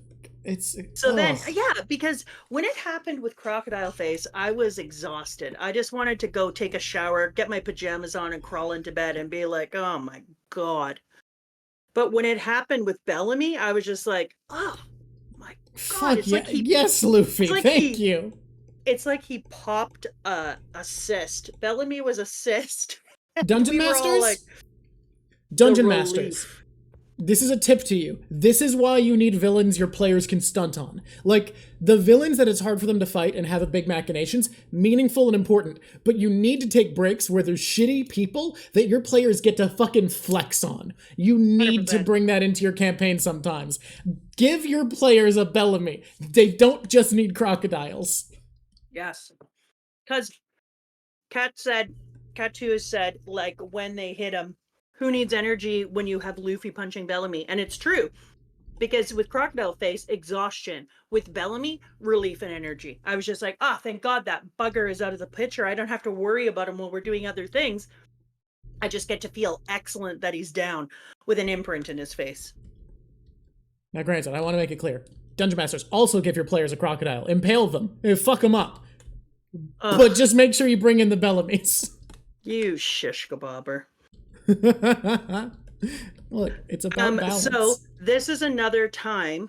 I use the word time. Did you see that? Nope, we can't use it yet. Never mind. I forgot. We go to Buggy. We go to Buggy, and they don't manage to find the gold. And the person said it was like a gleam through the right eye. I wonder if you shine a light through the right eye of the Skull Island, whether or not it'll come out on where the treasure island is supposed to be, or if it's within that eye, or what it is. So, but I think it exists 1,100%. Super happy to see Buggy here. Don't get me wrong, I like it when we beat him up, but I also like that he keeps existing and that he's here because I have told you before, I think he's going to have to go onto Luffy's side at some moment. All right. You do have that in your predictions. Buggy, I think, is definitely, like, while not the best villain, he's the most entertaining character of the East Blue villains. Despite his disgusting ponytails. I saw someone on the One Piece Reddit point out something. He probably has to have long hair because he can't cut it. Why? Because he's a chop man. He can't be cut. Oh. It'll just reattach. Okay, but then why isn't it longer? Is it at the length it was when he ate the chop fruit? Who's to say?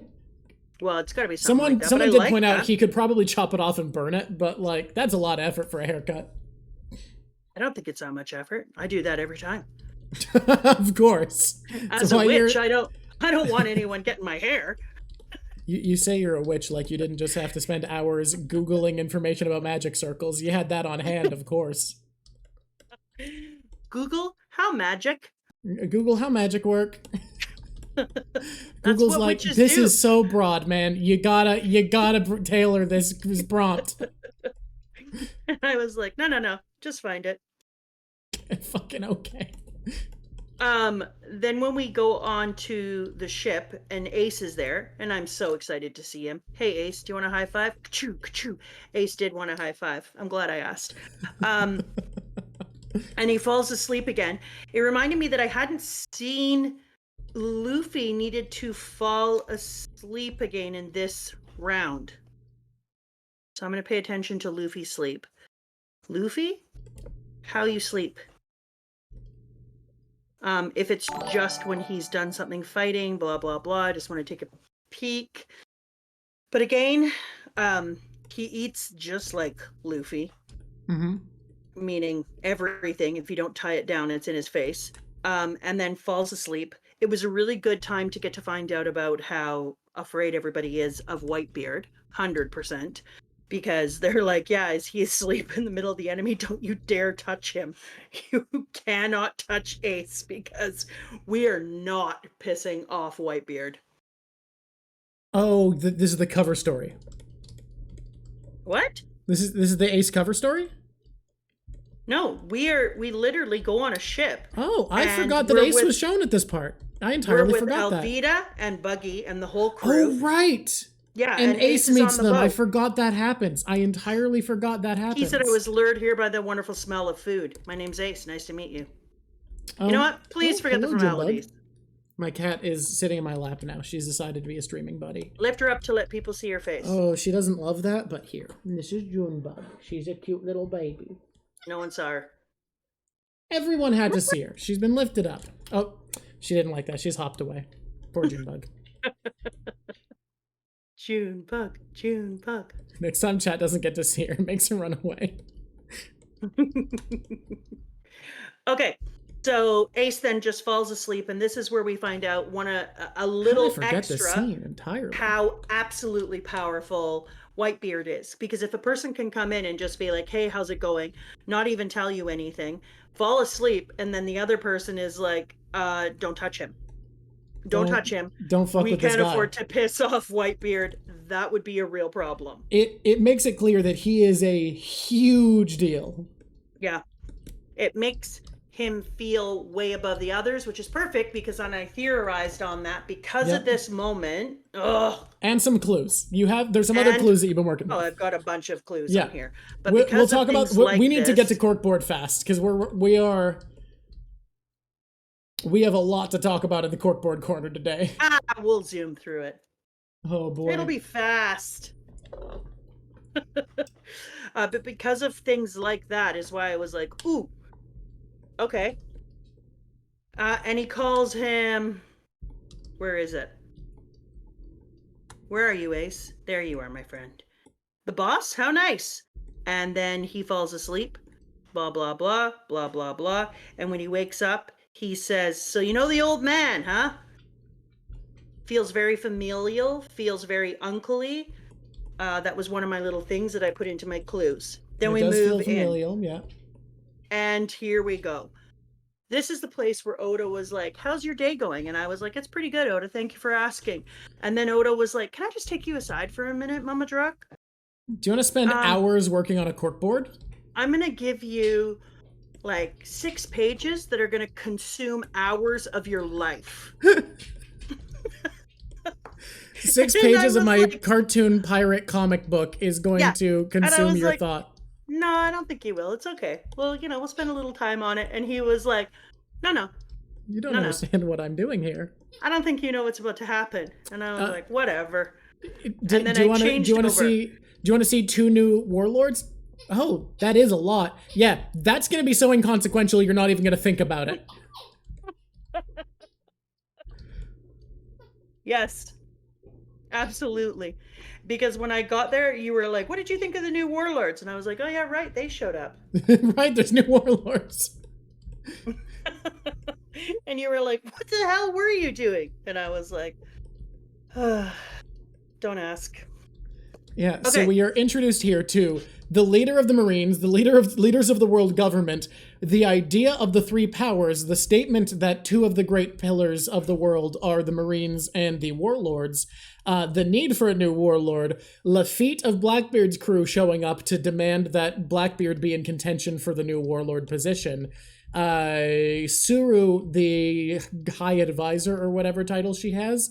Am I missing anything? It's so much. Then the idea that you told me, the Council of Elders are either stars or planets. It can be translated because star and planet are the same word in Japanese. It's either the 5 elder stars or 5 elder planets is the more accurate translation. Yeah. So we go to the sacred land of Marijo. Marijo has one meaning of wealth. Am I saying it right? Marijo? Marijois is what I've heard the most, but who's to fucking say? Okay, that's fine. And then it starts with doom. We're looking up red hair Shanks, and I'm immediately like, "Oh, I'm here. I'm here for this. We're going to talk about my man red hair Shanks." All I can hear is Bellamy in the background with his little squeaker toy. Yeah. Hey, Bell, do we want to stop, buddy? He's usually so quiet during the show, but today he's like, "I need attention." Bell boy, come here, buddy. He's like, "Papa, come here. Look at me. Come here. I love you, buddy." Oh, you brought the squeaker toy. It's going in my lap. Uh-oh. Someone redeemed Pet the Boy. The boy gets pets, though. He's so good. And treats. Oh, someone gets treats. Maybe this will distract him from the squeaker toy if he gets treats.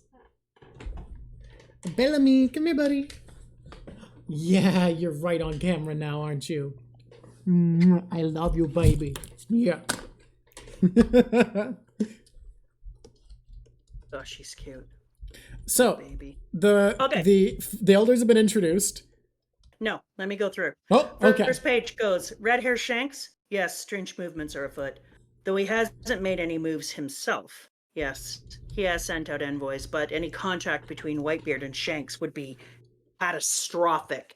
Exclamation point! That's a huge clue. No, that tells you something big about the world, yes. Oh, you betcha. And then you move forward and we get to see a 2-page spread of the 5 elder supreme leaders of the world government. And I cannot tell you that I was disappointed because these old dudes are recklessly cool. They have, despite just looking like some old guys, they have so much weird swagger in the way that they're put together. I really love their designs. Other than the Buddha dude, they're all dressed so similar.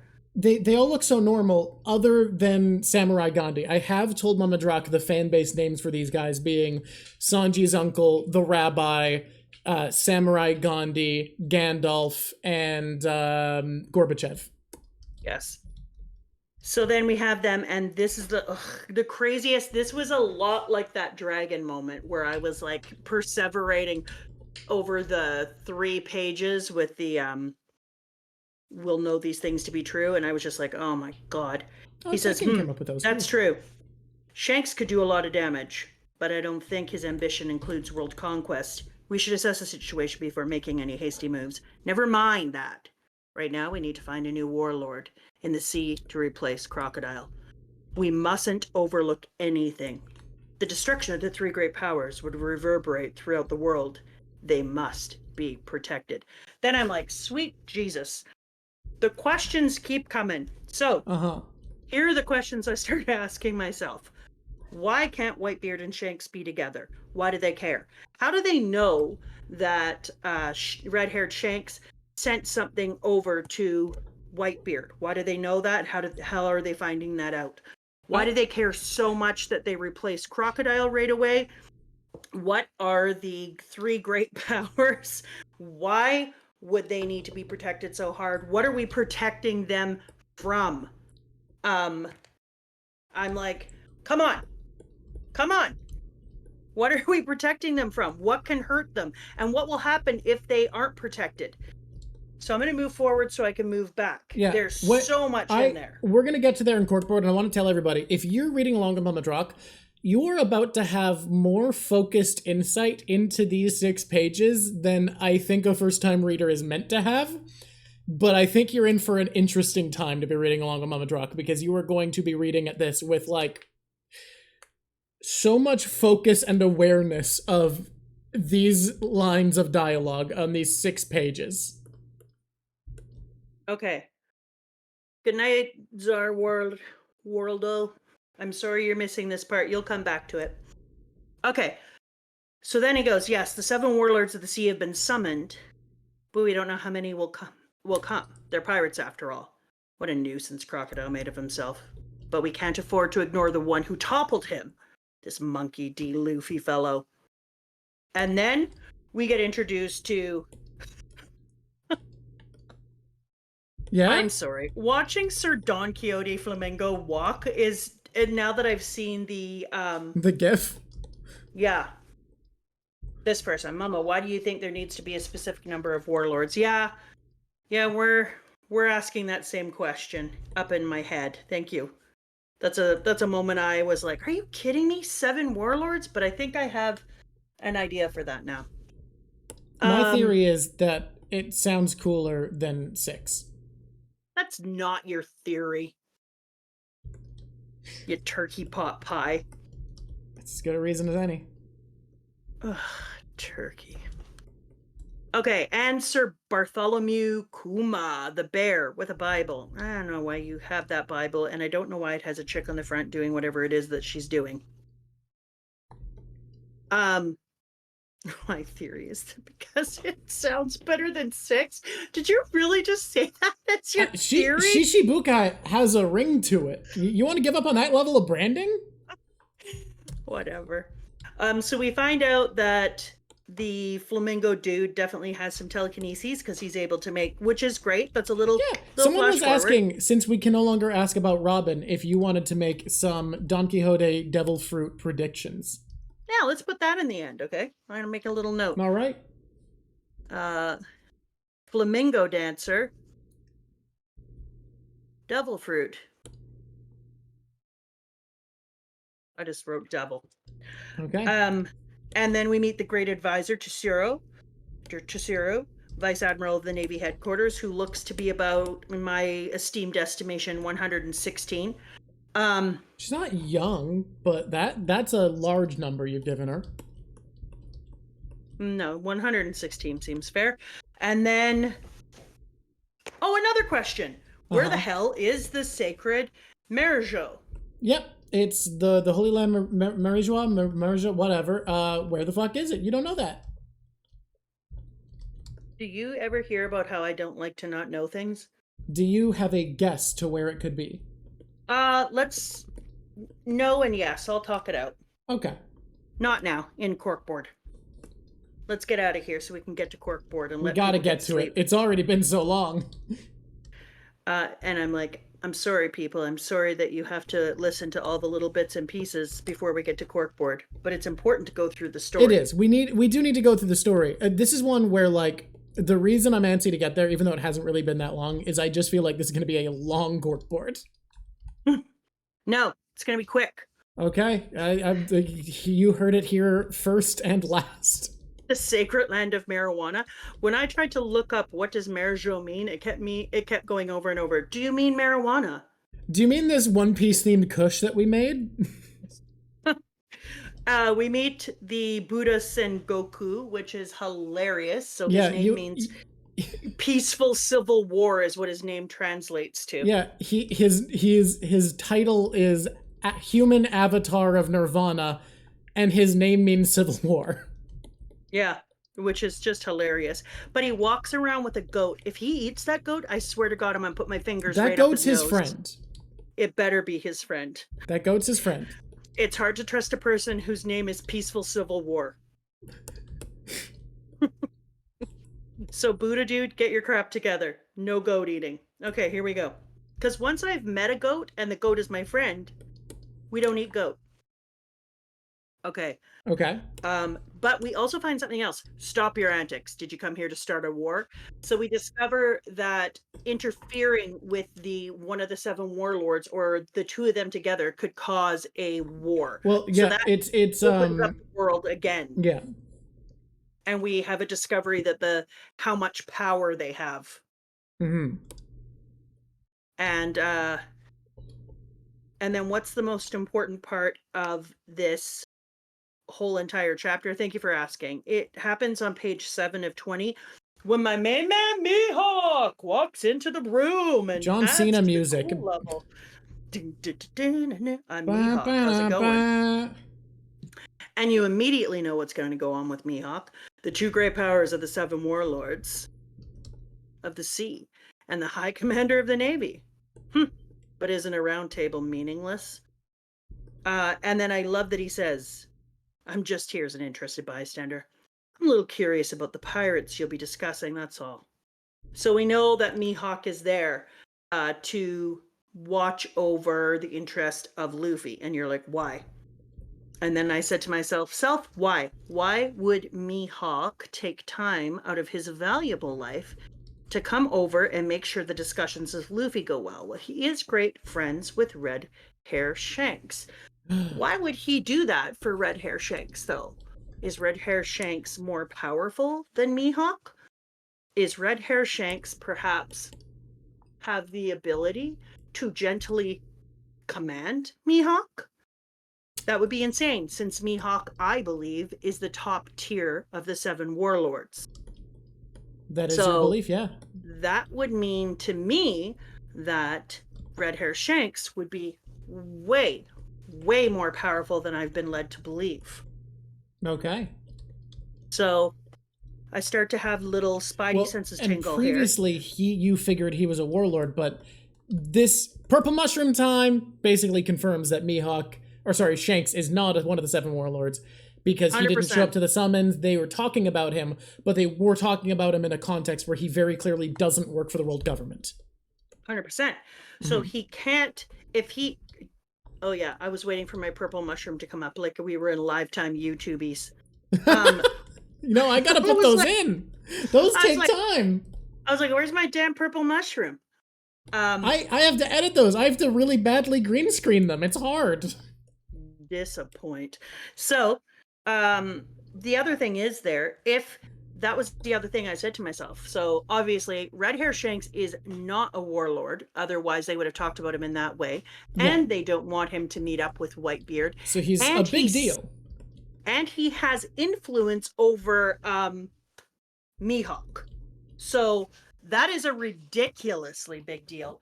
And then I remembered an interesting thing about that Red Hair Shanks, when he was there and Mihawk walked up to him and said, I thought you'd want to see this, and gave him the picture of Luffy's first bounty for $30 million or berries or whatever the heck it berries, was. Yeah. He had said to him then, did you come here to fight me? And he said, I wouldn't fight somebody who's missing an arm or something to that effect, and you can just not quote me. And he said, I could still kick your ass. Well, he didn't say ass, but I think he wanted to. He's like, I can still take you, motherfucker. I can still take you. Give me the hands. Of that, I was like, so he does legitimately believe that he could still take Mihawk.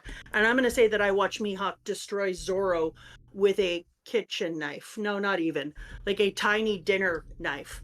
So the fact that Mihawk would be upset about or would be listening to Red Hair Shanks, and the fact that Mihawk would feel like he needed to pay attention to him, makes me say, okay, Red Hair Shanks, you have just gone so far up on my strength level.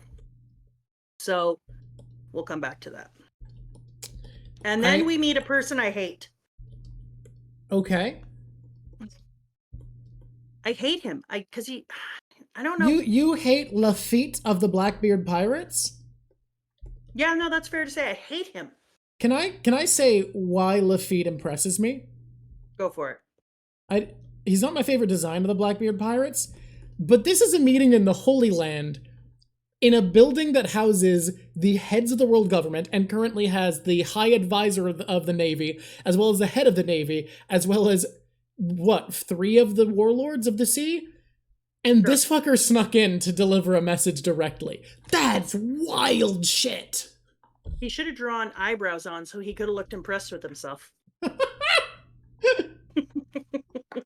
This guy showed up to a place where some of the world's most dangerous and influential people are hanging out together in a room and was like, mind if I drop in and slide a resume on over? Yeah, he did sneak in with tap dancing shoes, and then he got in there and he played Putting on the Ritz and started swinging his cane around and doing a little tat. No. Impressive as fuck. Impressive as fuck, this guy. Fine, but I just want to take a Sharpie and give him some eyebrows. Stealth skills like no other human being has. Ugh. Anyway, he let's leave him for a minute. We meet Rockstar, Red Hair Shanks new person with a $94 million million berry bounty. Which also tells you that Shanks is a big deal if a newbie on his crew has nearly Luffy's bounty. And he seems to be terrified that he'll disappoint Red Hair Shanks, which immediately goes and up goes Red Hair Shanks again. Shanks gains stock in this in this arc. Shanks' stock is through the roof, never been higher. This chapter of this arc should be called, "Hey, did you notice Shanks is awesome?" Or as I'm going to call it, Red-Haired King. I'd say the other one, but we're not there yet. So then he freaks out. We see Whitebeard be like, "No, I'm gonna just watch your little thing." And we just kind of get a glimpse of Whitebeard, and then all of a sudden they're like, well, we want to show you Whitebeard, but the problem is we need to be able to put it on 2 panels because he's ridiculously enormous. He's a very large man. Edward Newgate is huge. So huge that he's holding a cask of grog in his hand, and it looks like a nice big cup. Yep. What the hell? Edward Newgate. Big guy. You're an interesting human. And big, then you mean huge man. A big, huge human. Then we go to a thing that says on a winter island, which is a reminder that we are still red hair Shanks is inside of the red line. Yeah, confirmation that Shanks is on the Grand Line, not the Red Line. Red Line's the mountain that goes around the world, the big tall Grand Line. mountain. Yeah, I know that. Misspoke. Yeah. And he goes, Captain, give me another chance. I've never been humiliated like this, which I believe because you have a 94 million berry bounty, Yeah, which says to me like you're doing okay for yourself. you probably paid your dues already, and now you feel like an absolute fool being a person who can't deliver a frickin' letter. And then we see Shanks just sitting around with his crew, happy as can be, just like, oh, that's funny, don't worry about it. And then he said, what are you going to do? Well, we're going to go see him. But we're going anyways. We'll deal with him when the time comes. Yahoo! Hear that, men? We're going to fight. All right. Make sure we have some excellent booze. Thanks, my man. In your stupid pants, I might want to add. Like, those pants. Shanks has such a retired uncle outfit. Really does. That's a right way to say it. With the scars across your face. Shanks, I see your face. Where did you get those scars? Talk to me, Shanks. Hey, great news. He got them by a way. There's a way that he got the scars. You are such a monkey face. All right, here we go. We go back. We find out that whoever gave Shanks those scars must be fucking serious because of how high Shanks' stock is this chapter. Exactly. That's why I'm obsessed with his freaking scars, because I'm saying, like, come on now. Come on now. Ugh. That's what I was saying. Like, when you've got somebody like Shanks, whose newbie is at 94 million berries, then who is just delivering a 3/ scar across the eye to that dude? Who? Or what? Or who? I'll get there. So we find out that Blackbeard's tap dancing silly kid has come over here to help them know that he should get to be one of the 7 warlords. And I'm not here for it. I'm not having it. I know you are. And that's good for you. Then we go back to a moment that I was like, oh, I kind of almost want Blackbeard to be one of the 7 warlords after this, because the walk up, which you really wanted me to pick. Look, I knew you would never pick it. I had no hope that you would pick the Blackbeard walk up for this scene to draw, but goddamn do I love the Blackbeard walk up. Well, I like that we don't see the walk up first. The very first thing that we see is Bellamy's second in command get his whole face smashed into the ground, just the same way that Bellamy smashed Luffy's face into the ground. With just as much ease and even less pomp. Absolutely. And then he goes, shut up. I don't deal with small fry. I'm looking for a head worth 100 million berries. I've got a reputation to make. And then the walk up. And I do have to admit, and the size, because you have all the normal sized people underneath, and I don't think that I had any perspective of how big they were until I saw the walk up of Jesse Burgess, Van Ogre, Blackbeard, and the Grim Reaper. So the size piece there was really, really well done, and the walk up is absolutely gorgeous. But to find out that the way that he thinks that he's going to make his name and get in to be one of the 7 warlords is to take down Luffy, you're like, oh my god, my boy, you're so big now. You're such a big deal. I mean, he did take out a warlord. It makes sense. 100%. It does. But it was just like, yay! Hey, you want a guy who can't get beat up by Monkey D. Luffy? Proof positive. Exactly. So the end of this whole arc, before we go into Corkboard Corner, and do they know about Blackbeard mentioning something about Luffy when he sees the wanted poster? Oh, I think not. I don't remember what that is, though. I don't think my translation originally had it either. I think it's not in the Viz translate. I didn't see anything. Can someone say what that is? Because if it should be available, the rule that we're having is information that would be available to a first-time reader in Japanese, Mamadrock is able to have access to. And I will eat it up. You also get points for Blackbeard on the knock-up stream. Yep. Everything Blackbeard's intro over this arc is great, but the reason I love the walk up while we're waiting is I fucking love having these disparate weirdos we've been introduced to that we see as small fry who aren't serious at all, and then they all fold in behind the guy that just beat up Bellamy's second in command, who was the only person who could register that Luffy was right and Luffy and Zoro won the fight without fighting. And that dude is suddenly labeled Blackbeard, the man that Ace is hunting, the man who murdered his crewmate and on Whitebeard's crew, the man who, with only 5 pirates, destroyed Drum Island to the point that the king fled. This dude is Blackbeard. He has been the whole time, and these weirdos scattered around the town are his crew. That's such a wild reveal. I love it so much.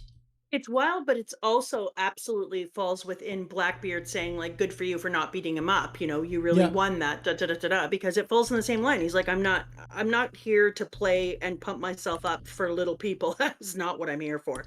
I'm going real places, so get the hell out of my way and let me get to what matters. And I don't need to pump myself up and look big everywhere. I am big. When you are big, when you are rich, when you are beautiful, you don't need to say it. Yeah. And that was kind of like the Blackbeard vamp going on. So Blackbeard has another great time here because when they finally get to the darkened sky and they're going to the knock-up, and they don't know that it's going to include a whirlpool, which was great. I just want to pause. I want one of the monkey people to become the shipwright. I've said it before, because can we just take a moment for the Mary? Come on. Yeah, the chicken Mary, the knock-up stream, this was one of your choices for what I would draw, specifically because of going up the knock-up stream. Yeah. Well, the bird mode Mary was the thing that made you want that the most, you said. Yeah. And it's so cute. I love it. Yeah, so gorgeous. She's adorable. She's practical. She's shiny. Not so much when she gets to the top, but she's shiny. It's fantastic. But one of the other things that lifted my perspective of Blackbeard up was he tries to follow them up the knock-up stream. He gets blown backwards. His ship is blown apart. And does he stop and go like, oh, and rage? No, he's just like, oh, well. Shit happens. He is Shikata ga Nea so to the core. He's like, well, I guess that didn't go well, and now we're at the bottom, and my ship is in 1 billion pieces. And they're like, oh my God, what are we gonna do? And he's like, well, if our will is strong, and this is another one of those things. So this was another clue when people are like, where are you getting this from? Rah, rah, rah. Did you like your YouTube commenter impression? Yeah. It felt accurate, right? At least as accurate as my Bellamy impression, which did get at least 1 thumbs up approval from chat, so. I thought it was amazing.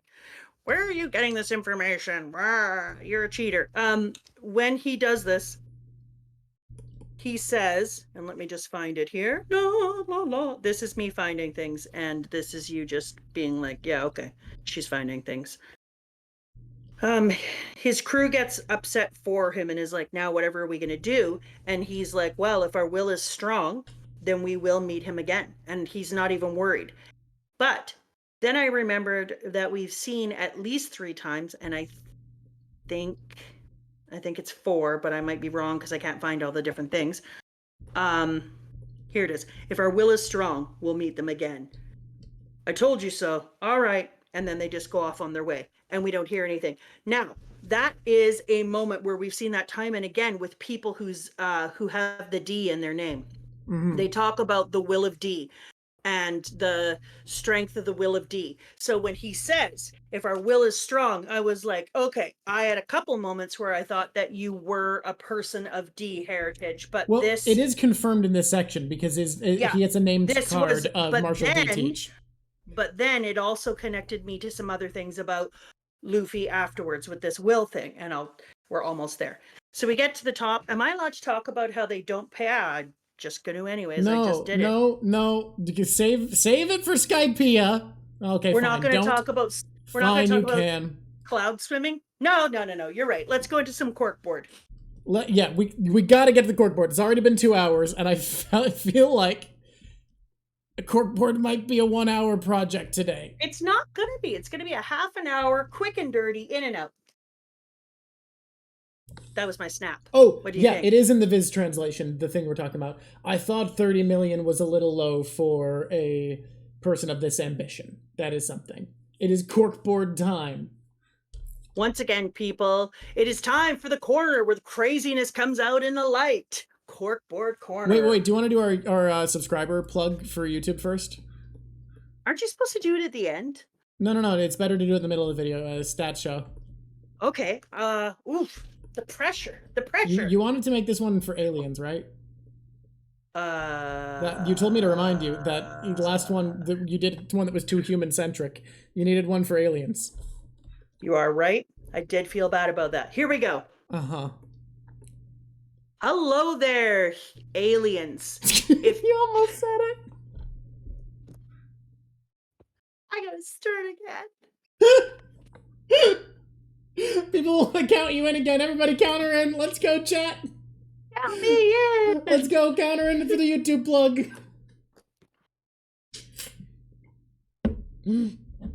There was a 3, 2, and I got so excited, and then it's 3, 2, 5.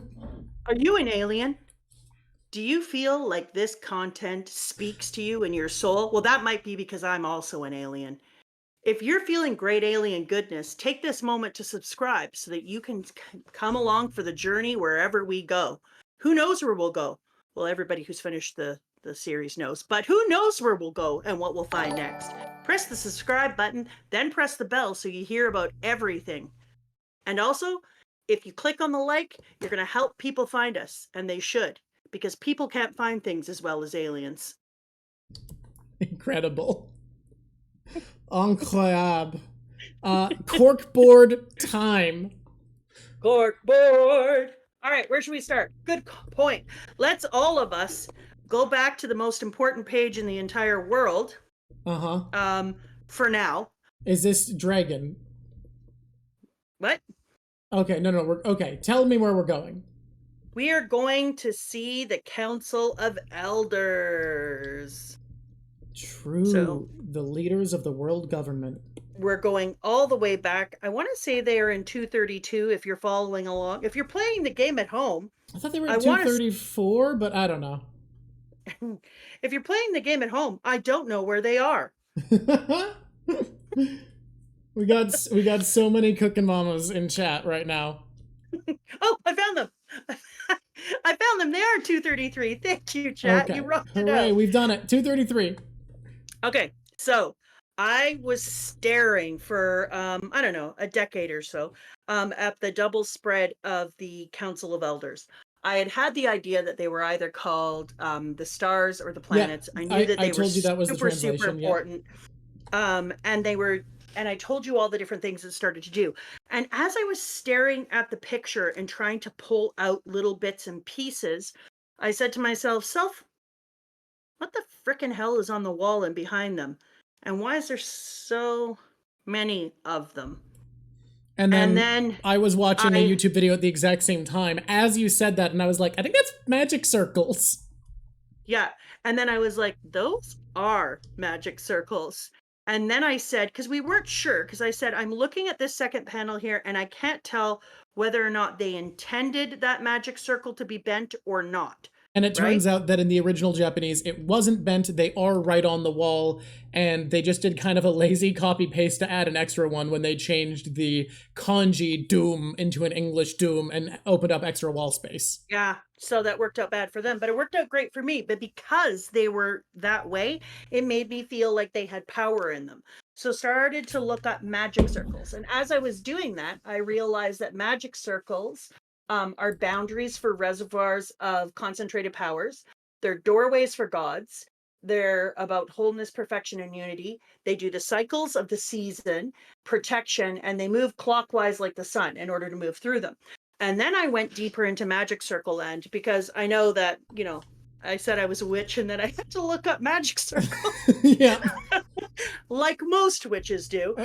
Most witches do, Googling how magic circles work. And then as I went in, one of the fourth pages that I went into talked about how magic circles are always built on top of directionality, north, east, south, and west. And that in the directionality, that each one of the directions also comes with an animal or a deity that has protection. And so I was like, a deity that has protection. And I was like, okay, well, that's fascinating. And then I went back into this picture and it was like, never mind that. Right now, we need to find a new warlord. Da, da, da, da, da. And they're talking about Red Hair Shanks and being like, it would be disastrous if he met Whitebeard. And I'm like, why? And what is Red Haired Shanks? And why is he so big? And then all of a sudden, a freaking light goes off. And I'm like, well, if Dragon, in my opinion, is an actual dragon, and he is the Azure Dragon of the East, why can't Shanks be the Vermilion Bird and be south? Why can't he? And so I was like, no, he absolutely can. So, in my opinion, Red Hair Shanks is now the Vermilion Bird. He is the south direction within the Sacred Circle. And that would make, in my opinion, because why don't you want them to get together? Why don't you want Shanks and Whitebeard to meet up? Well, I can tell you why you don't want Shanks and Whitebeard to meet up, because Whitebeard is probably the white tiger of the West, which makes him the west direction. And then I don't think we've met the person who is going to be the black tortoise of the north. So Whitebeard would be metal. He's south facing. And then the Azure Dragon east. But then I also noticed another thing, that when I opened it up, there was a sacred circle overlapped with a directionality thing. And then I noticed that there are 3 points of direction in between each of the other directions. So that would mean that you have, say, Red Hair Shanks is the Vermilion Bird, and then right beside him would be, is it Ben Beckerman? Ben Beckman is his first mate. Beckman. So Ben Beckman would be the point on the cardinal direction that's right beside him, and that would be his first officer. And then you would have Usopp, who is the Yasop. sniper. Sorry, Yasop. And then you would have Lucky Roo, who would be his third in command. So then I think, in my opinion, that all of the different directionalities, the cardinal directions, also have a first, second, and third general in between them and the next direction. And so I think we know that for Whitebeard, we only know from, do I know the first? Yes, I do, but I don't have it written don't down. know his first division commander. All you know is his second division commander is Ace. 100%. So his second division commander is Ace, which would put Ace firmly in between the north and the west as the White Tiger's second division commander. And then we don't know anything for Dragon, who he has in between, or our unknown person. So we have some things filled out. So as we go through here, I'll just I will fill them in whether I'm right or not, because I feel like I'm right, and even if I'm not, I'm just telling you, Oda, you should go with this because it's kind of fun. So even if I'm not right, I mean, maybe consider adding it, because it's super fun if it's not yours. So the other thing is that as you're going around, then I'm going to fill in all the different people who are it. And I want to give a bit of context to this as well, because when we were talking, a lot of this came about trying to solve the mystery of they mentioned this upsets the balance. We need to maintain the 3 great powers, and it's the same language as when they're talking about. No, I'm not there yet. Don't talk about it. Oh, okay. But this was you were thinking of this as a counterbalance, basically the third thing of the warlords and the. Yeah, don't talk Marines. about it. Oh, that was how you arrived at this. I guess. Okay, no, you want to talk about it more later. That's what happened. Is after I had noticed this, I realized this has to be the third pillar. So it goes. I'm going to go from the furthest look, sometimes you forget some of your details, so I like to make sure. I really do. Like the time that I was like, did I talk about how I realized that Usopp has the same nose as that demon? And you were like, I don't know. You definitely have off air. I definitely did out fair, but I was like, I don't think I talked about it. So the outside circle would be the government. It's the largest circle, it's the outer ring of it in a sacred circle or a magic circle. And then you'll notice on the wall behind them that if you pull in, here we go, that there it goes small circle, medium circle, large circle. So it goes big circle, government, medium circle, warlords, and then You kind of small. I think you need to set this one up a bit. I think you jumped into the later part of this thought too quickly. Okay. So I believe that the sacred circle, if you look on Yeah, page the magic circle on page 233. 17 Oh, of sorry, chapter 233. 233, 17 of 20, that if you look at the circles, there's a small circle in the center, then another circle around that, and then one on the outside, right? And so if you're looking at it, and I was trying to think about what could the third pillar be, and I decided, because I decided that I knew that it was government and I knew that it was warlords, and I was like, what is the third pillar? What are the things that I think? And then I was like, well, I think that the Azure Dragon is one of the cardinal directions. This is something I've already said. And then I was like, whoa, wait a minute. If the Azure Dragon is one of the cardinal directions, is it possible that I know more cardinal directions? And I thought about all the different things I'd found out about Red Hair Shanks and said to myself, like, dude, clearly he also has to be a cardinal direction. It's the only thing to me that explained why he had all this power and why Mihawk had so much respect for him, even given where Mihawk was in his own journey and how powerful he was. I thought, oof, that really fits. It also fits because then you totally wouldn't want Whitebeard, who's the white dragon of the west, to get together with the vermilion bird of the south. And you would actually be plotting and finding them.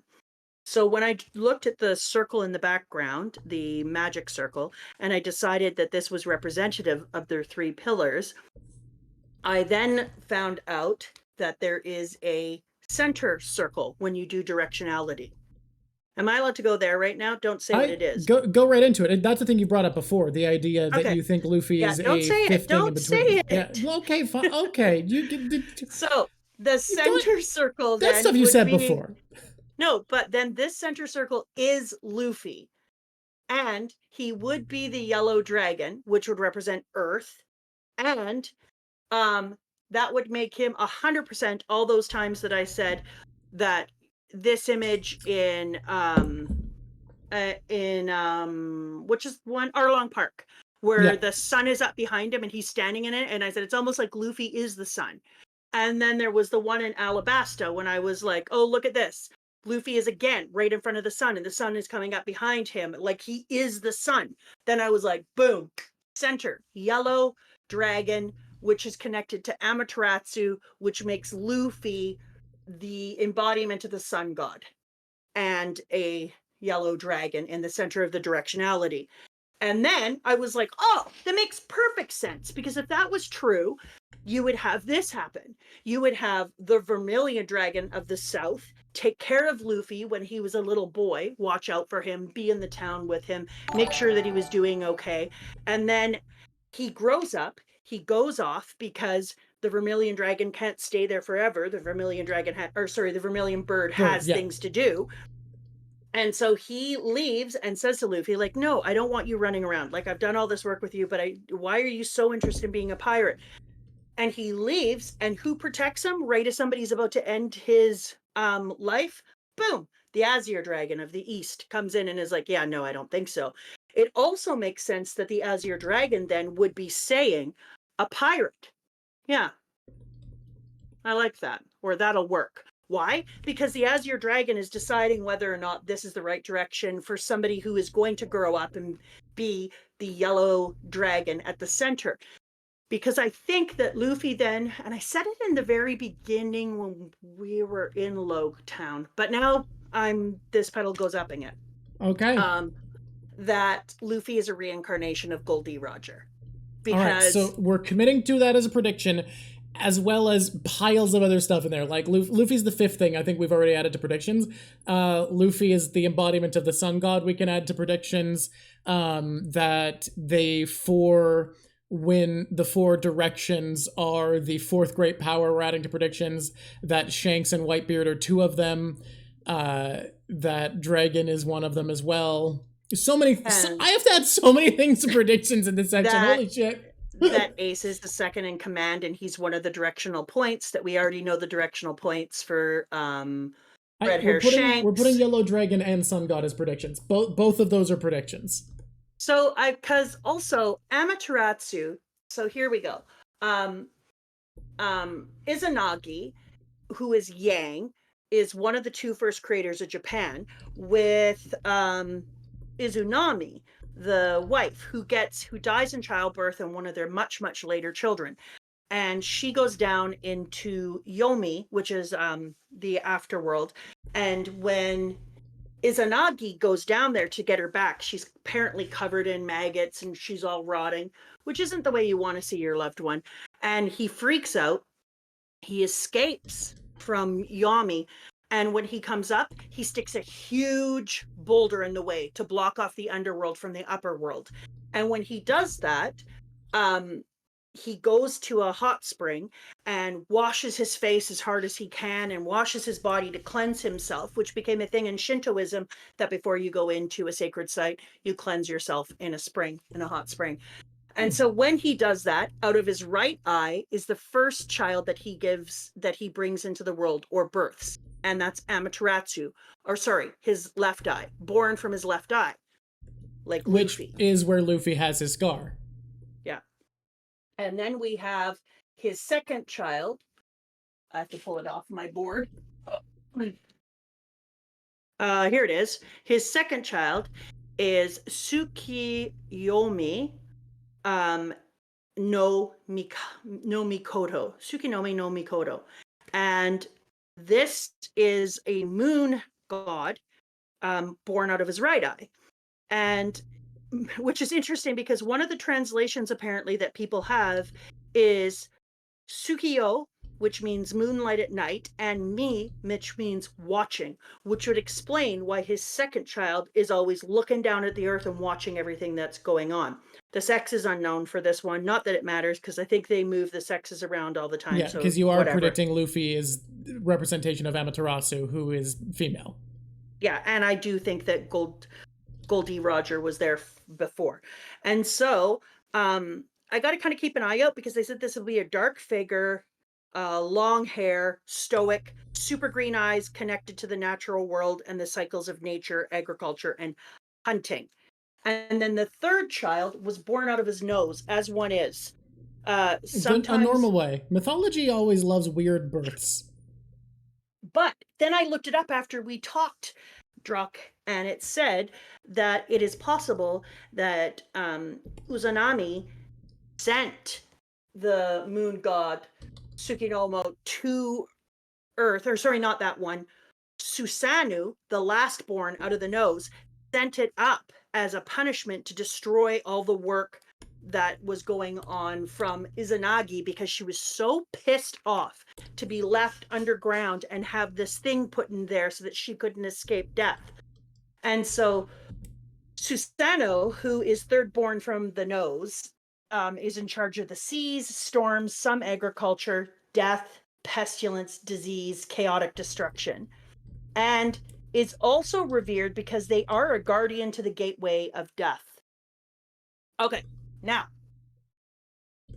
we're getting somewhere, but we're not there yet. So then, if these three deities are in place, plus we have Izanagi as the ultimate deity at the top, and then we have Izanami as the ultimate deity at the bottom, then I think that in total there's 5 deities. One of them is ruled as the ultimate ruler of heaven because the two of them together created Japan. It didn't exist. They create the universe. They create everything. So if they are there, they're not interfering in everyday things. But then I wondered, is it possible that there is a connection? Because we were talking and Drock said, what's the thing you said about religions that are... So you were talking about the idea that they are divine, that there's these three pillars of the world, that the three great powers, the three pillars we're talking about, are the government, the seven warlords, and this third thing, which is the four directions, the winds. And I was thinking that's interesting because that's divinity. And what I brought up is you're drawing on Shintoism, and Shintoism is by many religious scholars considered to be a form of animism. And in animism, generally, there's sort of the three planes of reality, and they're blurred, but the planes are the animal slash natural. So this, in some forms of animism, is both, in some it's just one, is the animal and the earth itself. Things like rocks, rivers, etc., etc. That's how Japanese Shintoism approaches it. Then you have the human, which is the human, and then you have the divine. And then from there, you kind of assess that the divine in your idea would be the four directions, and because they're all animal themed, the warlords are the animal, and the navy as the last great pillar would be the human. Yeah, so that means that the center, or the tiny circle in the middle of the magical circle, is going to be the divinity. So it will be watched over by Amaterasu, which is going to be Luffy. And then the layer that is warlords, and all the warlords, like you said, are different animals. We have Hawkeye, we have Flamingo, or as I'm calling him, Billy Idol. Then we have the fish dude and a bear. We had Crocodile Face, but sorry, Crocodile Face, you're dead. And You've been so fired. that you've been fired. So that would be the moon god over there, taking care of them, that pillar. And then you have the pillar of government, which is the largest outer circle. And it gets to be large because it's infinite. Like, we don't know how big the Navy can get and the government can get. They can grow infinitely depending upon the needs. And that would be taken care of by Susanoo, who is a him, because Susanoo is destructive, pestilence, disease, but is also a guardian of the gateway of death and also does agriculture, etc. So it makes sense that that's human. And meanwhile, the moon god is in charge of cycles of nature and connection to the natural world, which would be, in my opinion, the animals. And then Amaterasu is in charge of like the four winds, prosperity, protection, and fortune. And they're constantly, everyone is constantly talking about how lucky Luffy is. You're so lucky. You had good luck. You're a lucky boy. And so that totally is connected to the idea of Amaterasu, with the prosperity and good fortune and protection and luck. So, yeah. Kaito, I want you to know that I have already asked that, and she wants a bit more time to think about what animal the other two warlords are. I can shove any old thing out right now. Okay. Not exactly right this second, but in a minute. In a minute. So then okay. I started to look at this thing, and the first thing I thought, which is which is whatever, is I was like, oh no, Shanks, can you fly with no arm? That's your wing. Makes no sense. And then let me see. D, it could have caused a war. Nope, that's not the one I thought. Nope. Okay, so then I wondered, and this is like not a kind of a pedal goes up moment, but I'm trying to figure out where the hell the devil fruit comes from. And I was wondering if it was possible that each one of the deities, and I mean all five of them, were responsible for the creation of dragon fruit. And they kind of fall within each one of their specialities. Like, for instance, Chopper got a human fruit. Well, that was something that Susanoo could be a okay, pedal goes up. That's something that Susanoo. All right, so they're made by the entities that you believe are the three things responsible for each of the three pillars. The three super deities responsible not for just the three things, also the other two deities. Okay. Izanagi and Izanami. Yeah. All right. So all five. Those five deities are responsible for the creation of devil fruits. This prediction is locked in. Yeah. This is going to be a long one. Hey, if you're watching this on YouTube, you might have noticed this is longer than normal. What if this could I cut? And then you can cut some of the stuff where we're talking about the piece that doesn't matter, but that is just fun stuff. Oh, I can. Just like for all the corkboard corner, this has all been sticking in. Oh, yeah. And then I also wondered, like, if they're making dragon fruit, it would explain why there's a human Bellamy, fruit. they want pets. They want pets for the boy. Baby pet head. Yeah. It would explain why there is a human fruit, because that could be made by Susanoo. It would explain why there was a dog fruit, because that could be made by Sukiyanami no Makoto. It actually explains a lot of different things.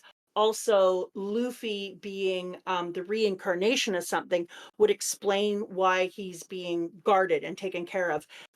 Why Shanks gave him the yellow straw hat that looks like a halo on his head. Like he grows up, he does all these things, blah blah blah, and then boom, when it's time, he puts the straw hat on Luffy's head and is like, "Okay, buddy, carry on." And then he has a halo that he walks around with. And it explained why they Smoker said the only other time that I've seen somebody smiling as they're about to be executed was Goldie Roger just before he was killed. And so there's all these little things that I think that it would help explain, which makes me think, even though I wanted the Council of Elders to be the stars, I think that would make them divine, right? Like, in my opinion, the Council of Elders being stars would mean that stars are more divine, whereas I think that the Council of Elders are part of the human world, which would make them, in my opinion, earthly. So I think that they're planets. All right. Okay. That's Sorry a lot. for taking so long. No, people. no, that's But a lot to we process. through But it? we did. That was pretty quick. But by God, yeah. How's everybody feeling after all that? I will say, I can't.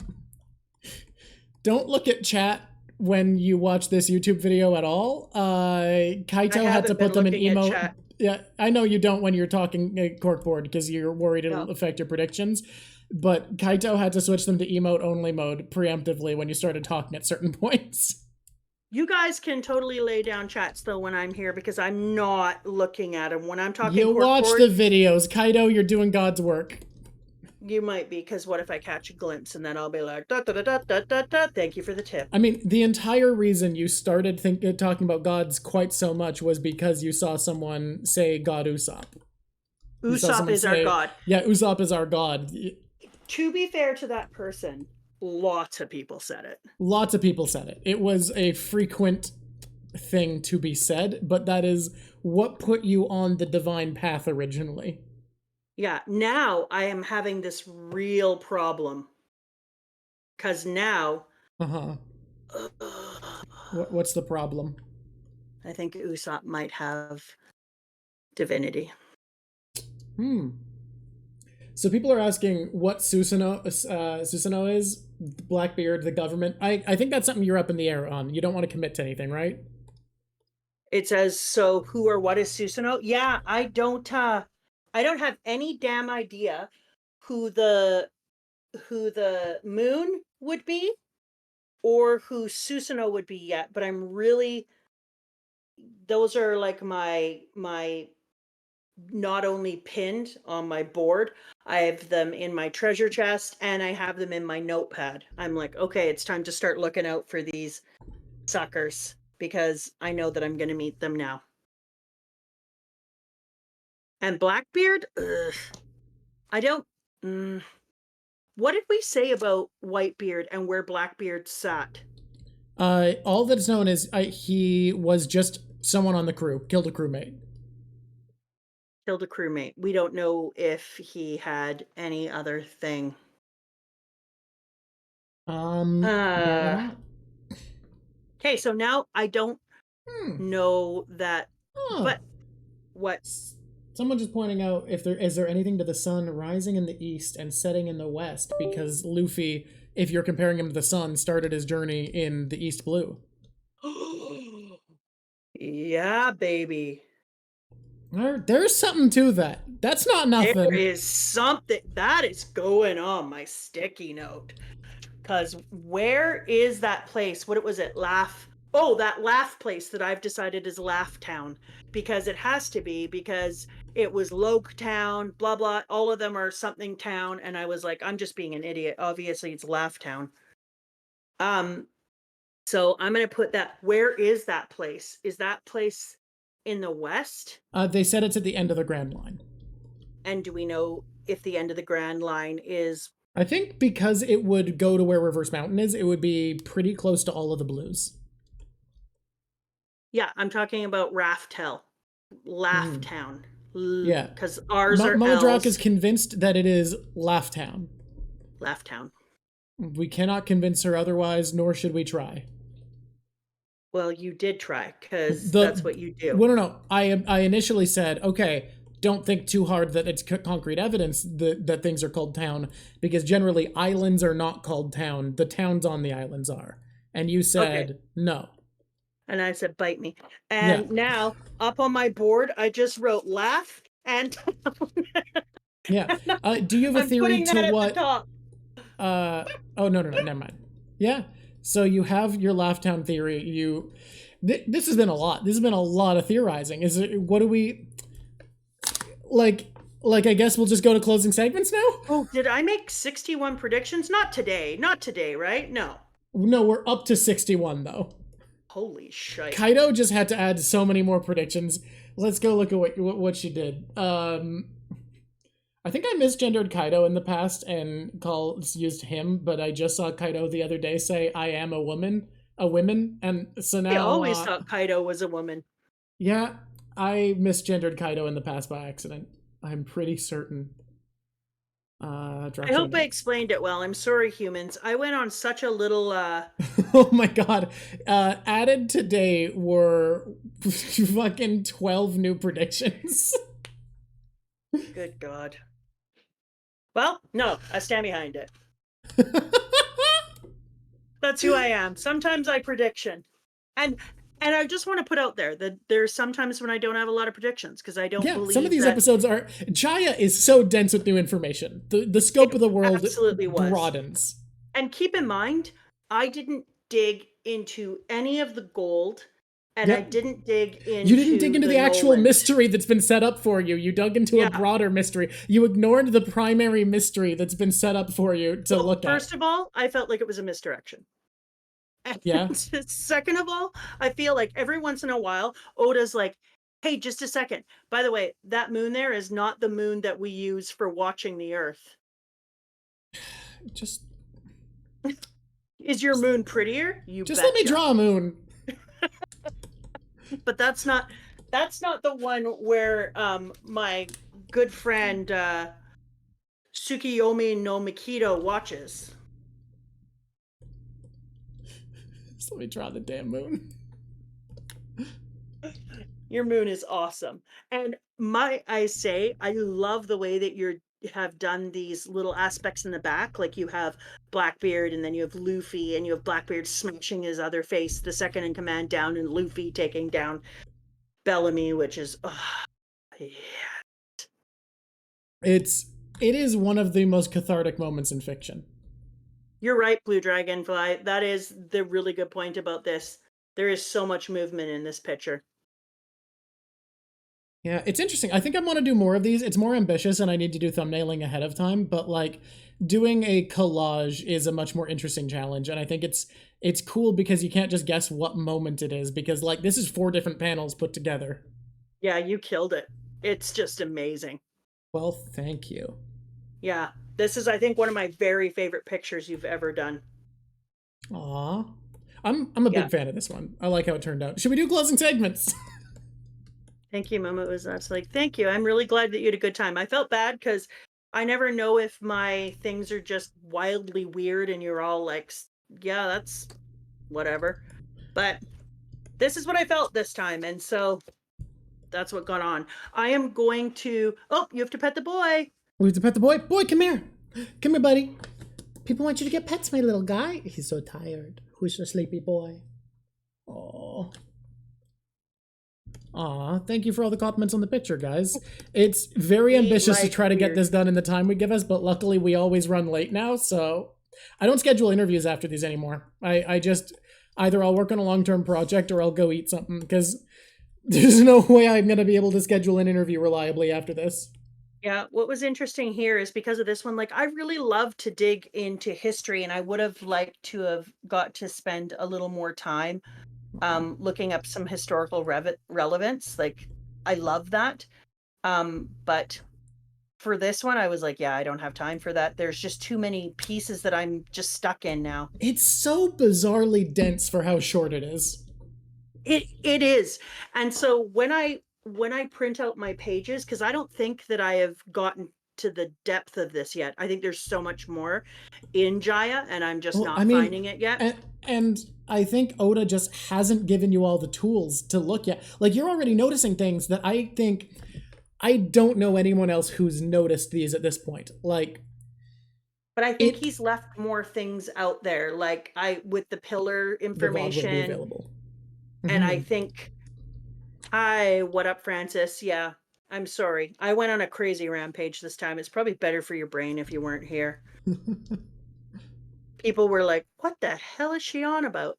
Um, I'm gonna print out the pages of the the Council of Elders, the five elders, who, by the way, I just want to put out there, I believe can totally beat the crap out of anyone they wanted to. Well, not anyone. They're not killing Luffy or anyone, but I think they have massive strength. Yeah, I told you that, like, there's been a long-standing debate in the fan base if they are fighters or just bureaucrats, and I've been decidedly on side they're just bureaucrats.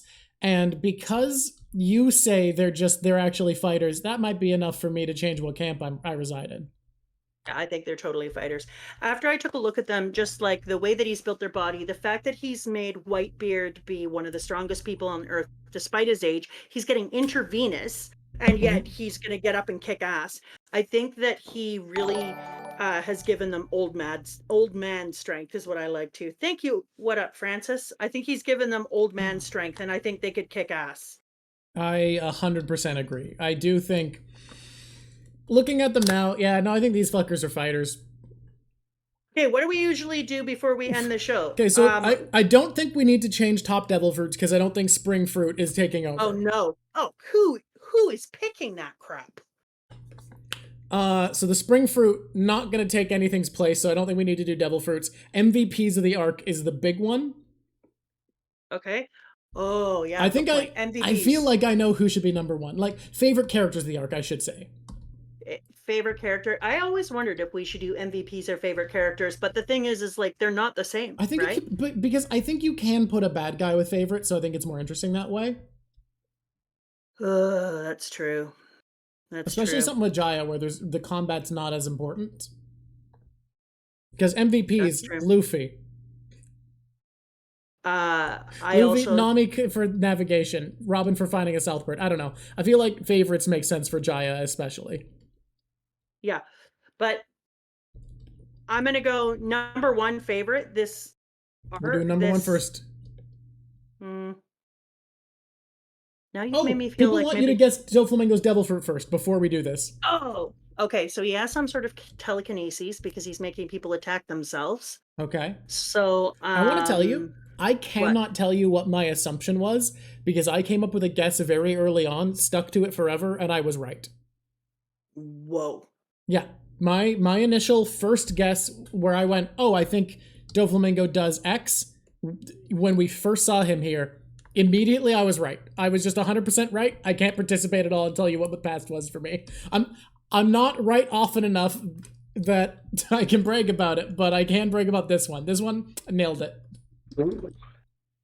Rotten jerky. Let's have a look at you. Not you, the Doflamingo. Okay, so he forces people to do like a sibling. Why are you hitting yourself?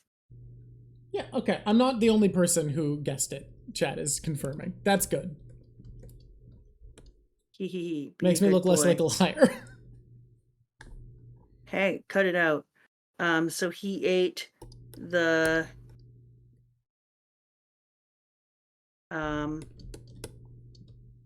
what's it called? No, because influence is the wrong word because you're not going to eat an influence fruit. That's a fun one. Yeah, influence fruit. Almost like a force fruit.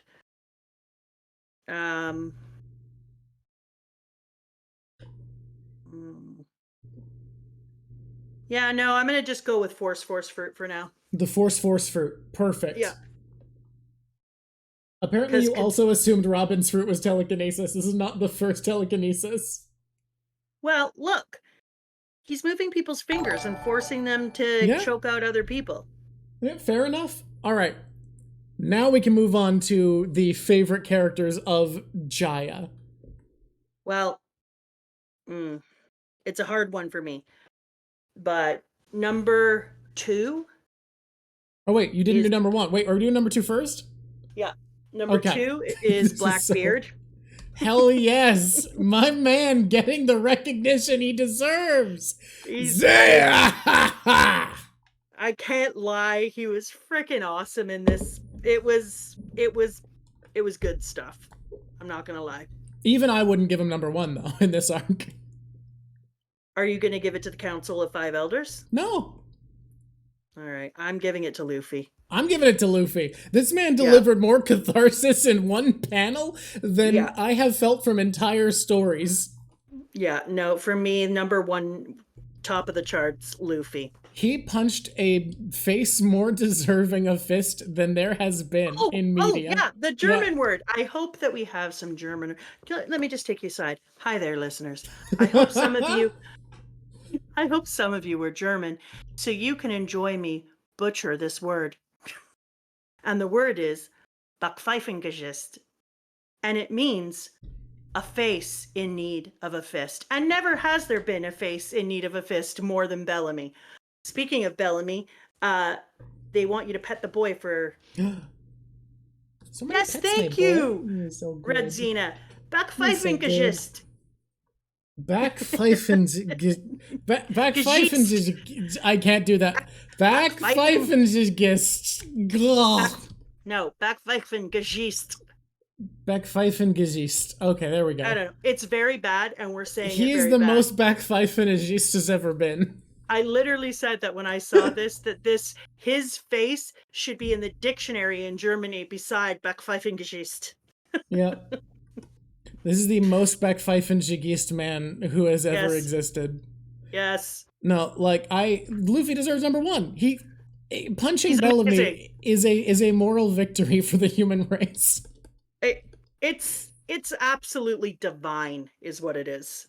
Someone wants to ask, what about Pearl? Less punchable. No, you can't compare. Pearl's up there, but Bellamy needs to be punched on every ethical level.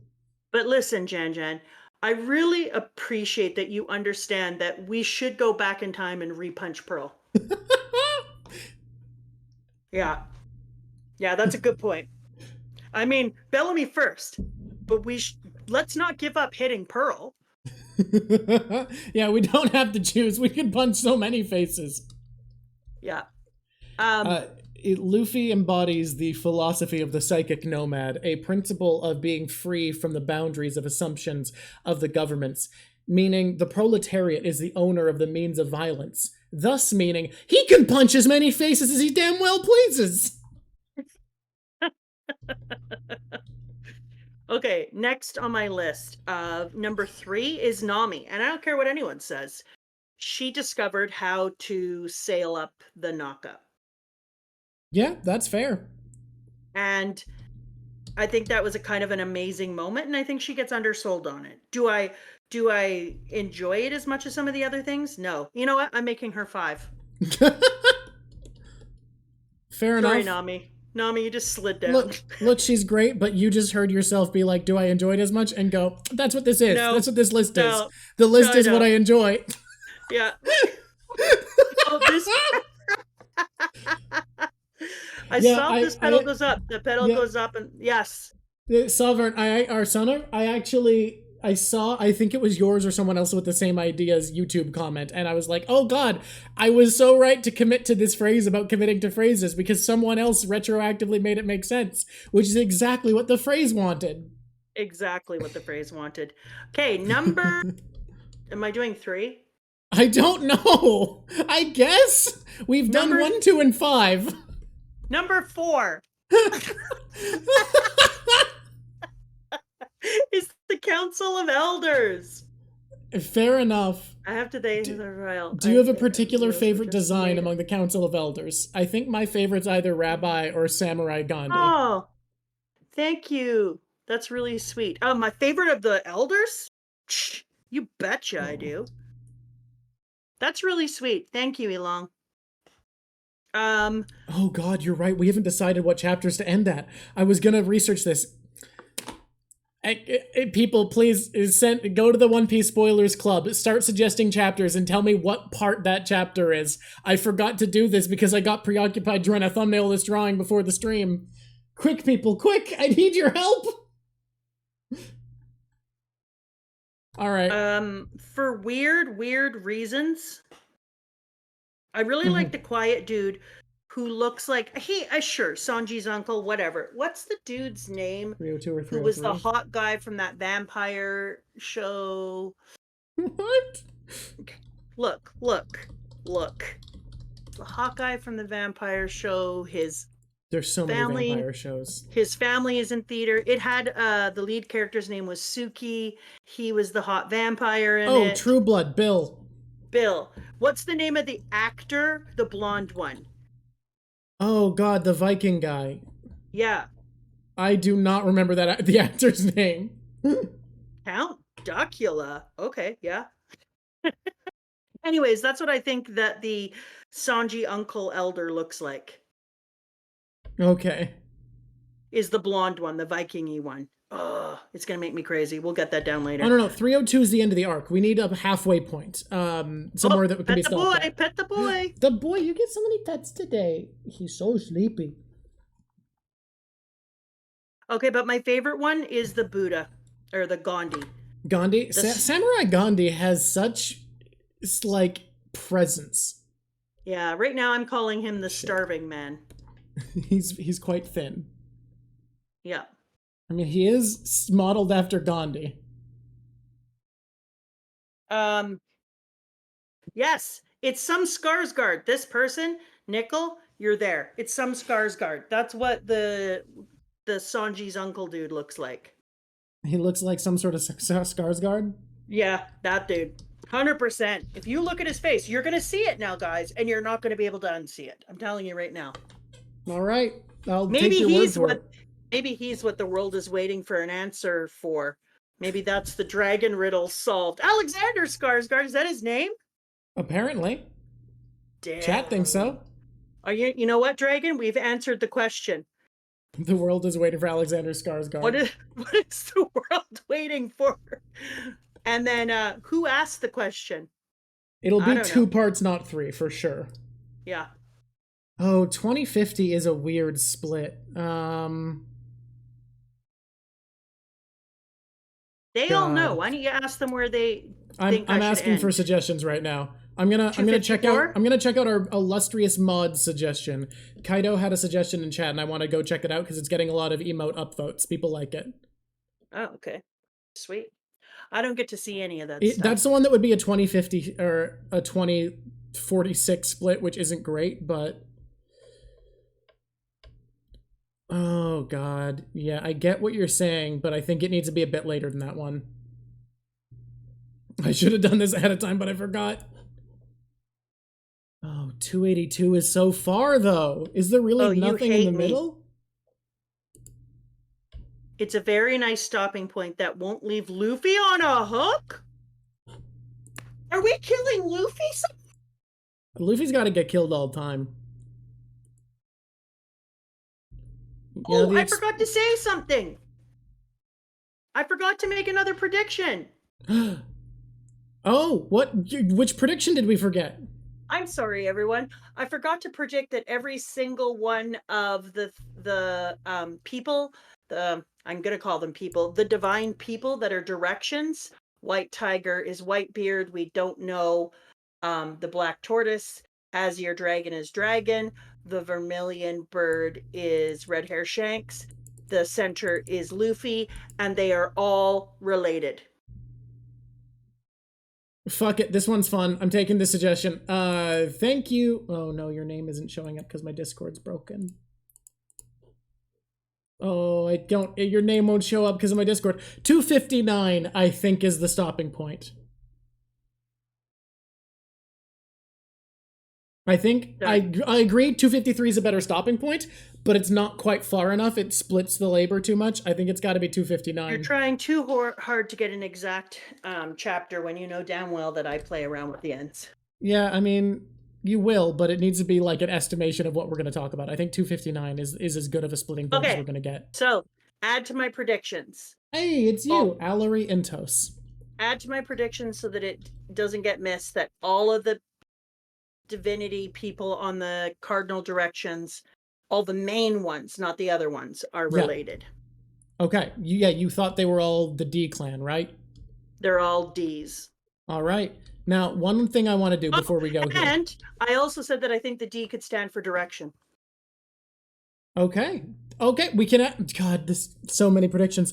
The D could stand for. I have to make little cards every time you predict something. It adds editing labor. Kaido, you're amazing.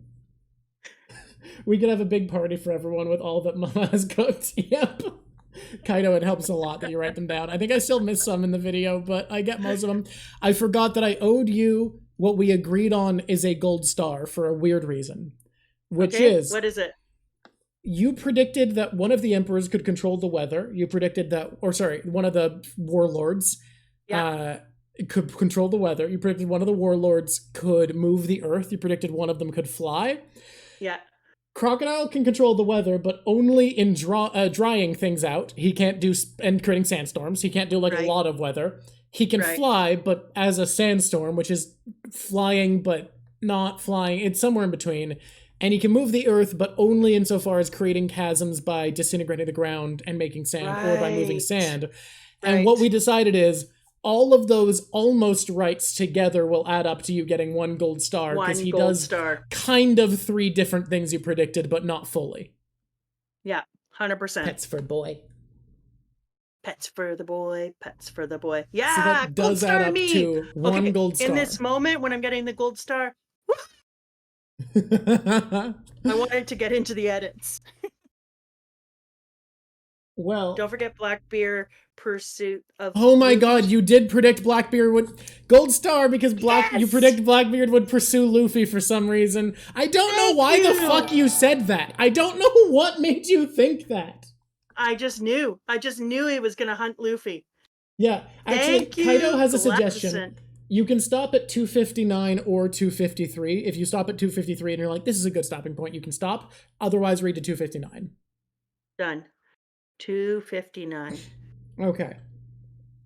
But yeah, you get a gold star. What made you think Blackbeard was going to chase Luffy? Like, he did, but that's so weird.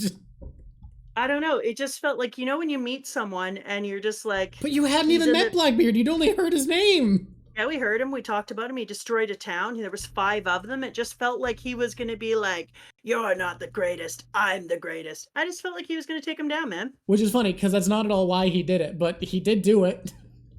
Yeah, I don't know what to tell you.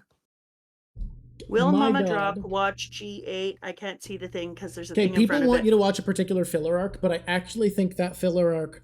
Because it's a really good filler arc from the anime, but I think it should wait until after we do for the next big saga break is when I think you should watch it. It's interesting because there was somebody on chat or somebody in YouTube that I saw who put it in my comment when I posted a comment on YouTube. People love it so much. Yeah.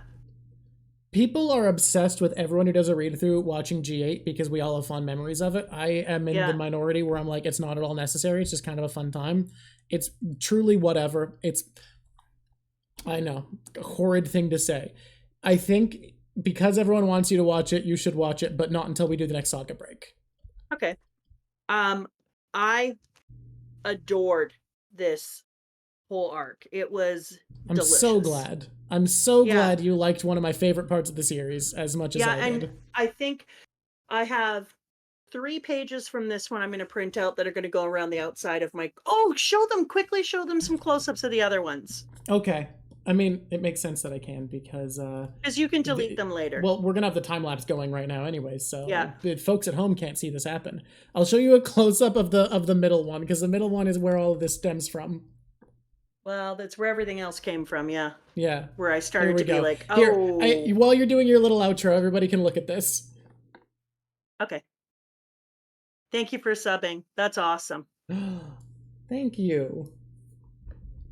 Yeah, I loved this arc. That's not nice handwriting. It's kind of you to say, but when I'm writing, it's good stuff. When I'm printing, I look like a kindergarten who ate their paste. Um, but this arc to me was just like I got to quit predicting that Oda has limits and that he won't do weird things. I have to remember that Oda is going to make me work my arse off to find all the bits and pieces and to start connecting them, but that he makes it so freaking rewarding. Right or wrong, so rewarding. And I am having more fun every minute that we're doing this. And getting held back like this and being told what to read up to is hard. But on the other hand, and there's no wing, and thank you very much. Now I'm going to worry about frickin' Shanks forever, trying to fly away one winged. But it makes me feel like when I was reading this that I'm part of, I can't see the community yet, but I'm starting to feel the bigness of the community, the way that the world is starting to expand for me inside of One Piece. I'm starting to understand how deeply this community goes. And having you guys here on the journey, once again, absolute pure delight. Thank you so much for being here with us. Thank you guys so much. I had such a good time talking about this one. Jaya just feels weirdly special for some reason. It opens up the world in a way that feels incredible, and it's been so good to get to share this with this community that we're growing, with my mom, with just being able to talk about my love of this has been so fun alone, and having you guys here has made it incredible. Thank you for being here. Thank you, Mama Drock, for just, this is so fun. Thank you so much for being part of it. And to everyone out there, it's been lovely talking to you. And before we actually go, before the stream's over, does anyone have a stream we should raid?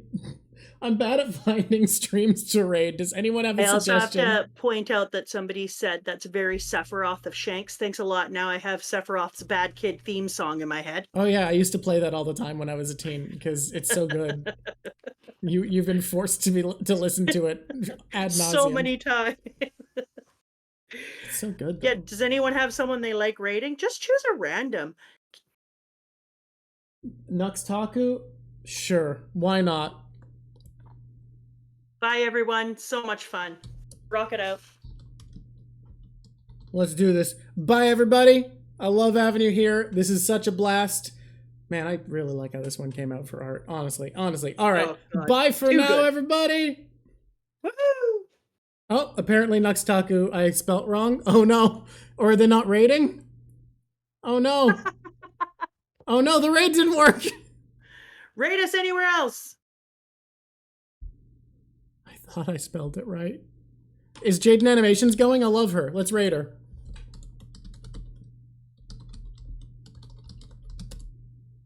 We You must fucked. raid. Is she? Okay, it has a capital A. That's why it didn't work.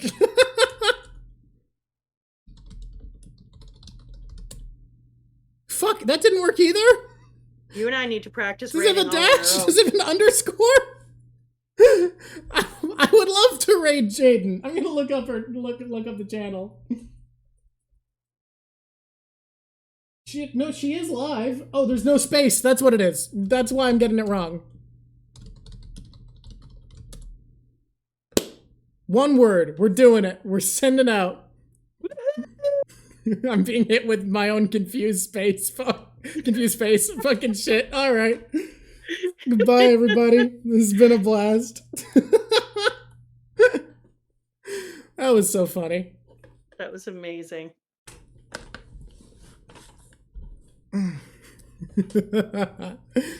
Oh, I had a fun time. Yeah, that was super, super cool.